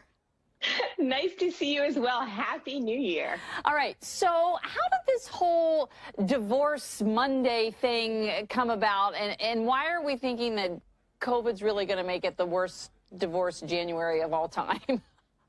I know. January has become known as divorce month. And really the reason is because during the holidays, couples are really just looking for some peace and quiet before the storm, only to emerge in January, resolve not to spend another year in their bad marriage. And while there have certainly been some silver linings over the past several months, COVID has had an impact on absolutely everything, including relationships. With stress and uncertainties, 2020 has been less than a banner year for marriage and for intimacy, with all of us working at home, homeschooling, as well as dating under the same roof. It has certainly proven to be difficult for some. So you're saying when you call the attorney today, you might get a busy signal because they're going to be busy. If you can get through, exactly. Just keep trying. And exercise patience. They'll get to you when they can. Let's talk a little bit. You know, it's interesting. We always get enamored with celebrity divorces. And, you know, we saw, like, particularly with Kelly Clarkson, she got primary physical custody of her 2 kids, yet at the same time, her ex-husband was also granted a lot of money in terms of child support and alimony, something to the tune of $436,000 a month. I mean, is that how it works these days? You know, that is a really big number. Yes, there's no getting around that. That is a big number. But I definitely think it's important to put everything into perspective and sort of compare apples to apples. When we're looking at prior powerhouse women like, say, Mary J. Blige, who paid her ex reportedly $30,000 a month in spousal support, or Jennifer Lopez, who paid nearly $14 million for only 9 months of marriage. Even Reba McEntire, Kelly Clarkson's mother-in-law, reportedly paid over $45 million in a divorce settlement. And I think that there's definitely lessons to be learned, not just in the dollars and cents, but really in the reality that the tables are turning and women, particularly millennial women, are out earning their spouses. They are acquiring more assets. And as such, there's an obligation and an expectation that they are going to pay a lot more in support, which is why prenuptial agreements are so very important. You know, another important point that you make, a lot of people during this pandemic have thought, oh, I'm at home, we can have this little startup company, maybe it can be our side hustle and it'll turn into something. But you say, you know, going into business with your partner might not be the best idea. You know, there's that cliche saying, don't mix business and pleasure. And there is a lot of truth in that. Not that it can't be done, but you've got to, if you're going to do it, you've got to do it right. And that means typically getting some sort of a formal contract together, whether it's a prenup, whether it's some other form of a legal document. You really just got to make sure, because once the emotions are involved, it really is hard to untangle and sort of divide business with pleasure. And you have to understand, if you are making that call to the attorney today, divorce is expensive. It is. Divorce can be very expensive. It's time consuming, and it is not the most fun place to be. And so you've really got to make sure that you have sort of your financial house in order, if you will. If you know what the assets are that you believe that you have ownership to, and having just that simple preliminary background, taking just a few hours, just sort of figuring it out, will save you time and money in the long run. All right. Well, there's a reason why cheaper to keep her came into play, right, as a phrase. Tracy, it's always great to see you. Thank you so much. We'll handle divorces in January, and we'll talk engagements in February. Is that a deal? That's the deal. So nice to see you. Thank you, Holly. All right, take care. One person who is working is our own Dr. Ross Goldberg, who's the president of the Arizona Medical Association, District Medical Chair, Group Vice Chair of Surgery at Valleywise Health. Good to see you, Dr. Goldberg, as always. Happy New Year to you. I'm impressed that you're appearing with us here on a holiday. Number one, let me ask you this. So we were just looking at Maricopa County numbers. We had 7,000 people getting their vaccinations yesterday, and that puts us when we could get up over 200,000 people in a month. Are you pleased with those numbers? Well, first, good morning. Happy New Year. Thanks again for having me. Look, the numbers are going to start going higher and higher, I think, as we move forward. A reminder is that we've never done something to this scale before, so we've only been doing this for a couple of weeks. As we get used to it and kind of figure out the hiccups, I think you're going to see those numbers go even higher. And as more vaccines become available, those numbers will go up as well. So you're plugged into several different hospitals. Are you hearing that everybody there in your hospitals who wants a vaccine has been able to get one? Yeah, it's been a rollout, logistics, making sure they get the emails, roll things around. But I know people are getting their emails. They're scheduling their times for getting the vaccines. They're getting them. So far, if you want one, and if you haven't heard an email, we know you can contact the county to make sure that you're put on the list. So far, everyone who's wanted one has been able to get one. It may have taken a little longer than expected, but they are getting them. And so at this point now, you should have some immunity, right? Even from your first shot. You got yours a couple weeks ago, 2.5 weeks ago? Yeah, so I'm due for my next one actually this upcoming Wednesday. If you go by the data from the Pfizer study, which is the one I got, in theory, I should have some protection at this point. Granted, I have not checked antibodies. There really isn't a point right now. So the idea is I have some immunity if I, have a good reaction to the vaccine. Are you surprised at this point with how closely you've been working with so many people who have had this that you haven't gotten it? No, because it's following the rules that I keep on coming on every week and talking about. Wearing the mask, physical distancing, hand hygiene. Now, granted, I'm wearing a little more maybe than the average person is because we're where we are. But again, it's trusting in those safety protocols to make sure you're safe. Is there always a chance? There's a chance every day of something and working in the hospital, not just COVID. But because I'm also doing that outside the hospital and being very cautious, I think that's why I've been okay so far. Banner has stopped their elective procedures, and I don't know if the hospitals you're working with are doing the same. What does that tell you? Hey, it's a matter of resources. We've talked about that before, that we need to shift resources where we need them. All this is a moving target. It's very fluid. You shut something down for a day, it could open the next day depending on what's available. That's the sign to me that they're preparing, because remember, we have concerns that with Christmas last week, New Year's yesterday, and today, that we're still going to see more surges in the month of January. So this is being prepared for what potentially can be coming, and so you want to be ready for it. And again, we're being very dynamic on how we staff and we're prepared for things, and it's just being adapting to what's going on. Dr. Ross Goldberg, as always, thank you so much for joining us, and thank you for what you and all of your colleagues are doing on the front lines of this pandemic. And good luck to your Giants. Are your Giants out of it? Are they out of the playoff picture totally? Believe it or not, no. If they beat the Cowboys, and I think if Washington loses by strength of schedule, they actually win. Really? Which I can't believe. Yeah, it doesn't make any sense. No one wants to win the NFC East this year. Well, I'll be rooting for them against the Cowboys. I root against anybody against the Cowboys. So there you go. Go Me Giants too. this weekend. All right, great talking with you, Dr. Goldberg. We'll see you next week. Arts communities have been some of the most impacted by this pandemic, and stages have been black since March, leaving many actors and artists out of work. But will 2021 bring our favorite shows back to the stage? Joining us now to talk more about what 2021 will look like is Chris Jones, Chicago Tribune theater critic. And Chris, I was just saying, you and I have been doing this for a while. We've never met each other in person. What a pleasure to talk to you in person, even though it's my pleasure. And a very happy New Year to you. Yes, and Happy New Year to you. So we have heard so much about how this pandemic has affected businesses and the restaurant world, but really not a whole lot about the devastating impact on theater. So I'm curious, how bad has this been for the theater world?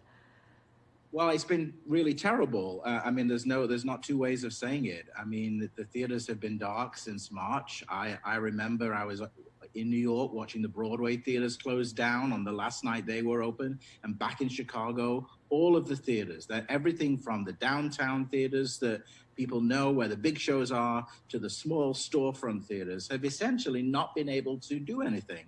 Their doors have been closed. Everybody's been out of work. And a lot of the actors and a lot of the other creative professionals are really hurting and have been. And they are very anxious to get back. And I hear all the time from audiences who say, look, this is one of the great things about Chicago. This is why I live here. Yes. And we really need these things in our city that make our city exciting and vibrant and give us hope and optimism. Right, right. You know, it's interesting because I was just talking to somebody yesterday about how much I miss theater, and I was thinking to myself, when I go back, is there still going to be people, are there going to be people sitting next to me? I mean, this is going to change everything we know about theater, isn't it? Well, I think the great difficulty for theaters economically is that they don't do well with social distancing, frankly, because the model for these shows, the financial model, is based on full houses. And of course, the experience is based on full houses. So if you go to Hamilton, part of the excitement is the place is packed. So a lot of the big producers have been reluctant to say, look, we can open at 25% capacity, just like a restaurant. They're saying, I think, for the most part, this has to be a post-vaccine thing. And so I think what's going on right now is everyone's asking themselves the question, what is that moment when people feel safe enough to come back? And if you want my prediction in Chicago, I think it's early in the fall, and possibly in the case of some smaller theaters, late spring, early summer. Okay. But I mean, Okay, so what kind of impact, though, in 2021 do you think we're going to be seeing as far as how the change is going to be when we finally do get to see those shows? And what do you hope to see starting up the season? Well, I think the most likely show to reopen first is probably Zinzani, which is a circus show in downtown Chicago. And circus people are like otherworldly people in many ways. They'll do a show. That's all they know how to do. They live and die to perform. And that is the absolute truth. And I think the moment somebody lets them get back in the game, they'll do it. That's also a show, as you can see from the video there, that's also a show where you can actually spread people apart. Yeah. So I think you could do a socially distanced version of Zinzani. Okay. I also think, some of the smaller shows, you could do the same thing. But, one of the big questions this fall is going to be, are we going to get Frozen? So that's a show that a lot of people are looking forward to. It's not been sort of scheduled or expected for a while. It was supposed to be here a year ago. Are we going to do that? Right now, it's on the books for the fall. And I think that will be great. And then there's another show supposedly heading to Navy Pier called Six. And that's it started at Chicago Shakespeare Theater, and it may move then to the Broadway Playhouse. That's a lot of fun. That's like a rock concert, and that again, it's not too expensive to produce. So I think that show too could come back socially distanced. But the majority of shows just can't. They have to wait for the ability to fill theaters. I was talking to a couple of producers in town, and they say, "Look, we've improved the air conditioning, the condition of the air in the theater, and we're happy to sort of, give people temperature checks, but we can't keep people apart in crowded lobbies. And you've also got backstage areas where artists exist, and we have to create safe conditions for artists as well. And those artists have unions that quite rightly represent their safety." Well, and so it's a complicated picture, It is a complicated picture, one we all look forward. I hope to see you opening night at one of these shows. I'll be there. I've seen 2 out of the 3 you mentioned, and they are fabulous. That's Chris Jones, the Chicago Tribune theater critic. So nice to have you here in person, and can't wait till we can congregate and see a show again.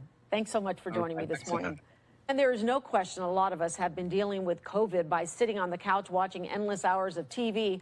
And it doesn't help much that it's too cold to work outside for many people. But our next guests say that is no excuse not to get a revolution going inside your very own home. Melissa Novak and Matt Friedman are a team in love and life with their business called Revolution U. And they're joining us this morning. Thanks to both of you for joining us. Good to see you. Morning, Sylvia. Thanks for having us. Thanks for having us. Melissa, you're a yoga instructor and a psychotherapist, and Matt, you're an attorney and a group fitness and cycling instructor. Clearly, you both know how much a workout is good for the mind and the body. So where do we even begin? Well, so Revolution U is a brand that sort of began organically. It's sort of a lifestyle brand that began organically out of our house during the quarantine period. As you mentioned, I teach cycling, and I'm also a lawyer. Melissa's a psychotherapist for over 20 years and a yoga instructor, and she'd been working on a book for a while about healthy habits, making changes to sort of improve your life, not necessarily related to exercise. When the quarantine began, both of us got emails from students saying, "Hey, can you guys give me some exercise videos?" And we started sending videos that we had made, and they got passed on throughout the country, and we had more requests. And so Melissa said, why don't we combine the book, Revolution U, with a fitness element? And this brand just sort of took off. Which is very cool, because so many companies have been forced to look at alternative ways to continue during this pandemic, and you guys have taken advantage of that. I want to ask you about this concept that seems to be the new buzzword we're going to be hearing about in 2021, and that is called exercise snacking. So basically, there have been several studies that have come out to show that even short bursts of exercise have been shown to improve our fitness. So just like we might grab a handful of nuts to break the monotony of our eating day, an exercise snack, if you will, whether at the office or at home, can make a difference. Explain what you think about that. Something as simple as maybe walking more or a short burst of exercise. Can that really make a difference? Absolutely. They're also called micro workouts, and there's a ton of research just in the last few years about these. And so, sometimes we think about, okay, I'm going to go to the gym, or I'm going to do a workout, and it's going to be 50 minutes long or 60 minutes long. The reality is you don't need necessarily to do it that long. We have a lot of hour-long workouts available for people on our website, but we also have what we call RevU Quickies, which are shorter workouts. Some of those are 15 to 20 minutes long, and you can even go shorter than that. And as you mentioned, sort of snack throughout the day. A great way to think about your workout isn't necessarily the hour that you're doing it, Yeah. but also the other 23 hours in the day. And so if you're, working out for an hour and then you're sitting on your butt for the rest of the day, there's opportunities in there to, Yeah. as you say, snack throughout the day. That's great. Okay, Melissa, let's talk a little bit about, you do the yoga and everything. A lot of people think, oh, I don't know if I can do that. You've got these videos together that you've written this book. What kind of encouragement do you want to give to people who have never tried anything like this before? So for yoga, it's a beginner's mind always. So you just begin one step at a time. And the videos in our practice and in our website will really help you learn the practice and learn the whole concept of just moving through flow. In terms of the book with Revolution You, it's just beginning one step at a time. What I have learned in my 20 plus years of being a therapist and 40 years of being a human is that people are stuck in bad habits. And we continue to do the things that make us feel, well, not so good. And it's time to start to feel better, but we need a plan. So with Revolution You and with Revolution You Fitness, you live each day on purpose. So you plan how you want to live by uncovering what's not working, how you want to feel, and then step by step move through it so that each day you wake up, you make an actual plan for yourself. And at the end of the day, you check in to see if you held to your plan and how you can do better the next day. Okay. And so each day you begin to feel better. Okay, so where can people go to learn more about what you guys do? What's the website you want to send them to? It's joinrevolutionyou.com. You can go on there to join our membership, our fitness program, and to purchase the book. Very nice. Thank you so much for joining us. Good inspirational words as we begin the new year. Stay safe, healthy, and happy. Nice to have you guys on this morning. Thanks. Nice to Thank see you. Dr. Mike Srigliano with Penn Medicine joining us out of Philadelphia. Good to see you, Dr. Mike. Happy New Year. Happy New Year to you, Thomas. And as we start this new year, the question I'm going to ask you, where do we stand with this virus? Not in a good place right now, Thomas. We are really experiencing a surge. And what I'm very concerned about is over the next week or two, an even bigger surge based on what we're seeing from Thanksgiving. These holidays that we just went through, people traveled despite warnings. There are videos of kids out on the beach getting together, no masks, no nothing. And I am very fearful about the next 2 weeks. Yeah, those post-holiday gatherings and travel, it's going to be a major concern here. Another concern, Dr. Mike, as you know, there's a more contagious COVID-19 variant. It's been found in 3 states. What more do we know? Well, we know that this is not anything that makes you sicker or is more lethal, but it is much more contagious, which when you throw in the holiday surge makes this even more of a perfect storm. And I'm a believer personally that it's much more widespread than we think. We have reported on a number of cases, but I'm telling you that people have been traveling back and forth from England and Europe, and I think that we're going to find this variant much more commonly found. And with this new variant, does that change the vaccination process at all, Doc? There's no indication that the vaccines are ineffective against this new variant, thank God.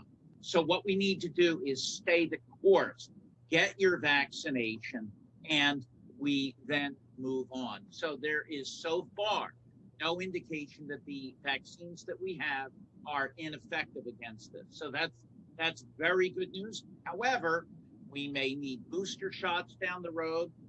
Only time will tell. Yeah. Where are we with the vaccination process right now?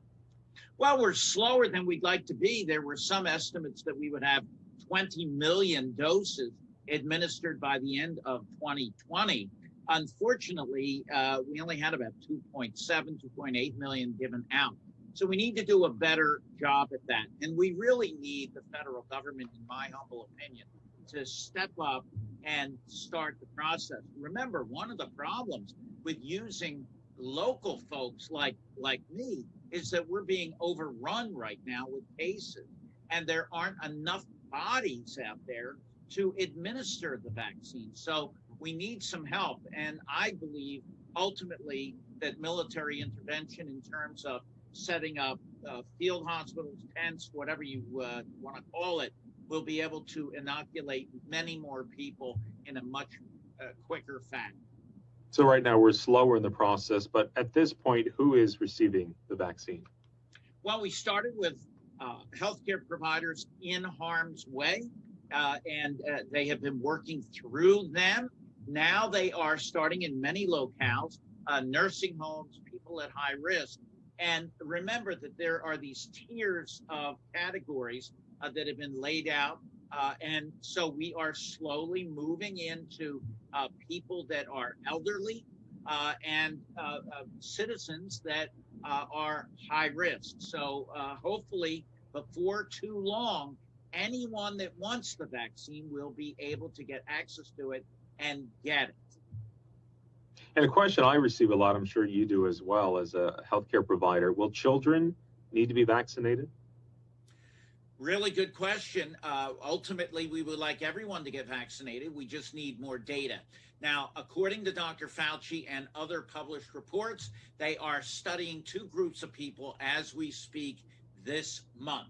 That's children under the age of 16 and pregnant women. And so for those two groups, just be aware that the data is coming. Data is coming. You see patients every day, Dr. Mike. I'm sure they ask you quite often, is there a light at the end of the tunnel? What will 2021 hold? Well, I think right now it's the same as 2020.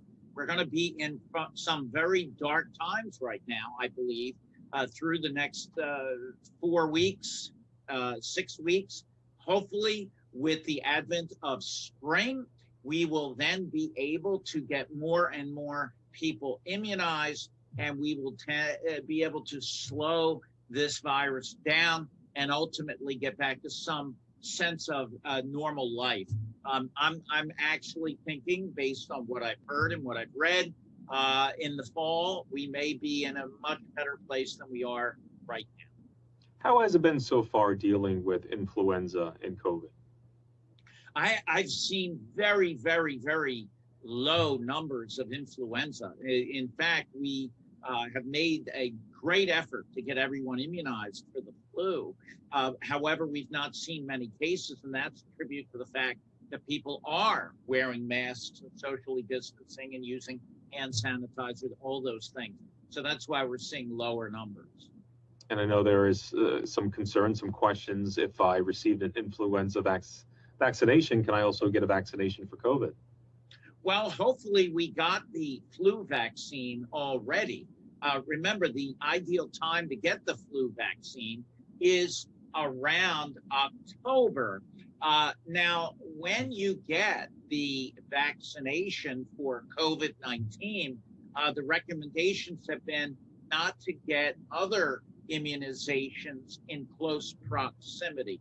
So if you haven't gotten your flu shot by now, make sure you get it, because hopefully in the next ensuing weeks, you will then be able to get access to the COVID vaccine. Yeah. Your final thoughts, Dr. Mike, as we begin a new year? Well, Thomas, the new year is upon us.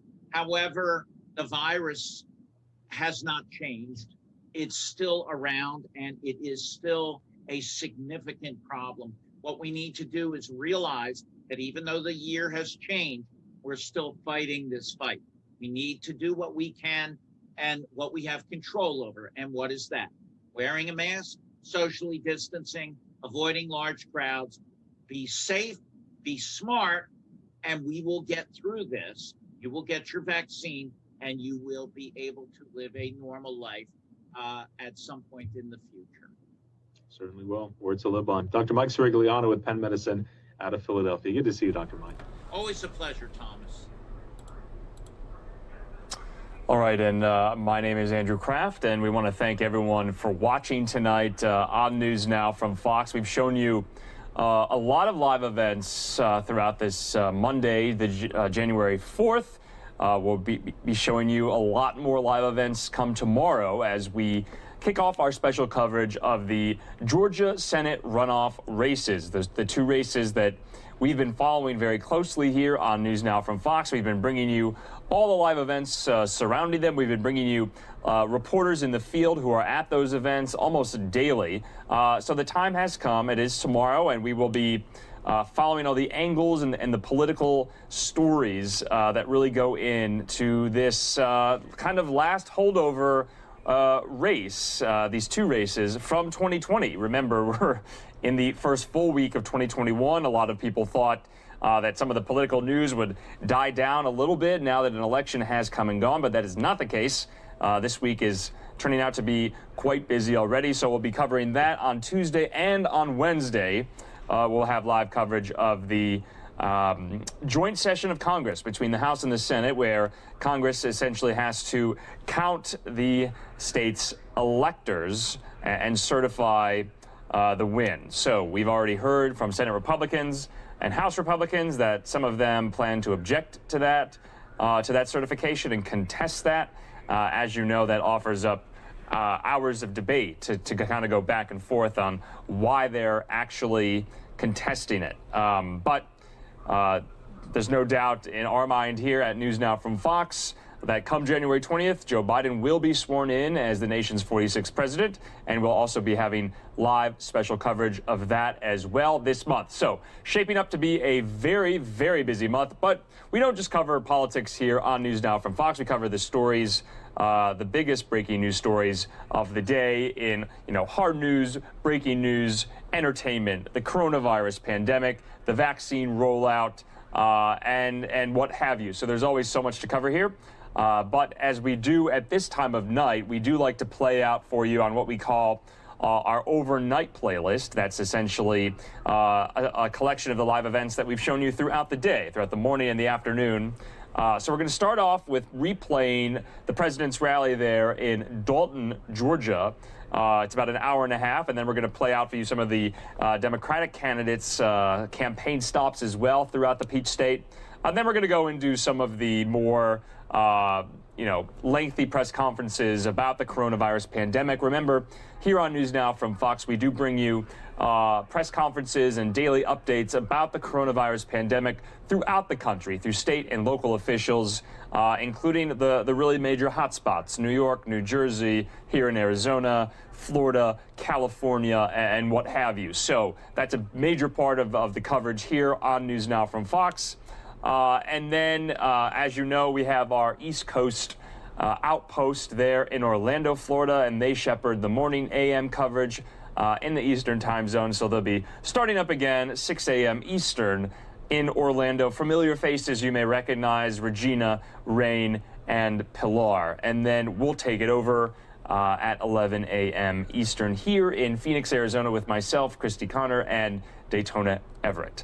Also wanted to plug our Twitter account as well. You might want to follow them at NewsNOW Fox. We just became verified, so please give us a follow. We clip all of the top, viral videos and top sound bites of the news of the day. So that's where you can find all of that. And you can follow me on Twitter as well, at Andrew Kraft. Would love a follow. We hope you're enjoying our coverage here on NewsNOW from Fox as we kick it into high gear in 2021. So before we start that overnight playlist, I'm going to go to commercial, and then you'll see the president come on for a replay of that rally. So we hope you have a good night. For all of us here at NewsNOW from Fox, we hope you're having a great start to the new year, keeping those resolutions maintained, and we will see you tomorrow here on NewsNOW from Fox. Have a good night.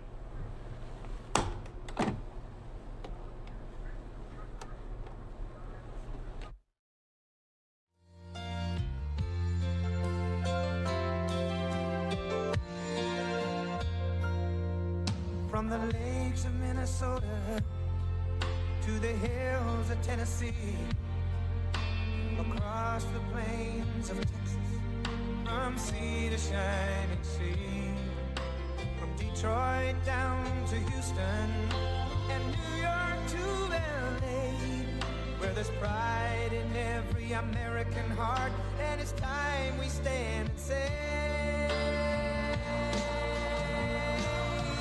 that I'm proud to be an American, where at least I know I'm free.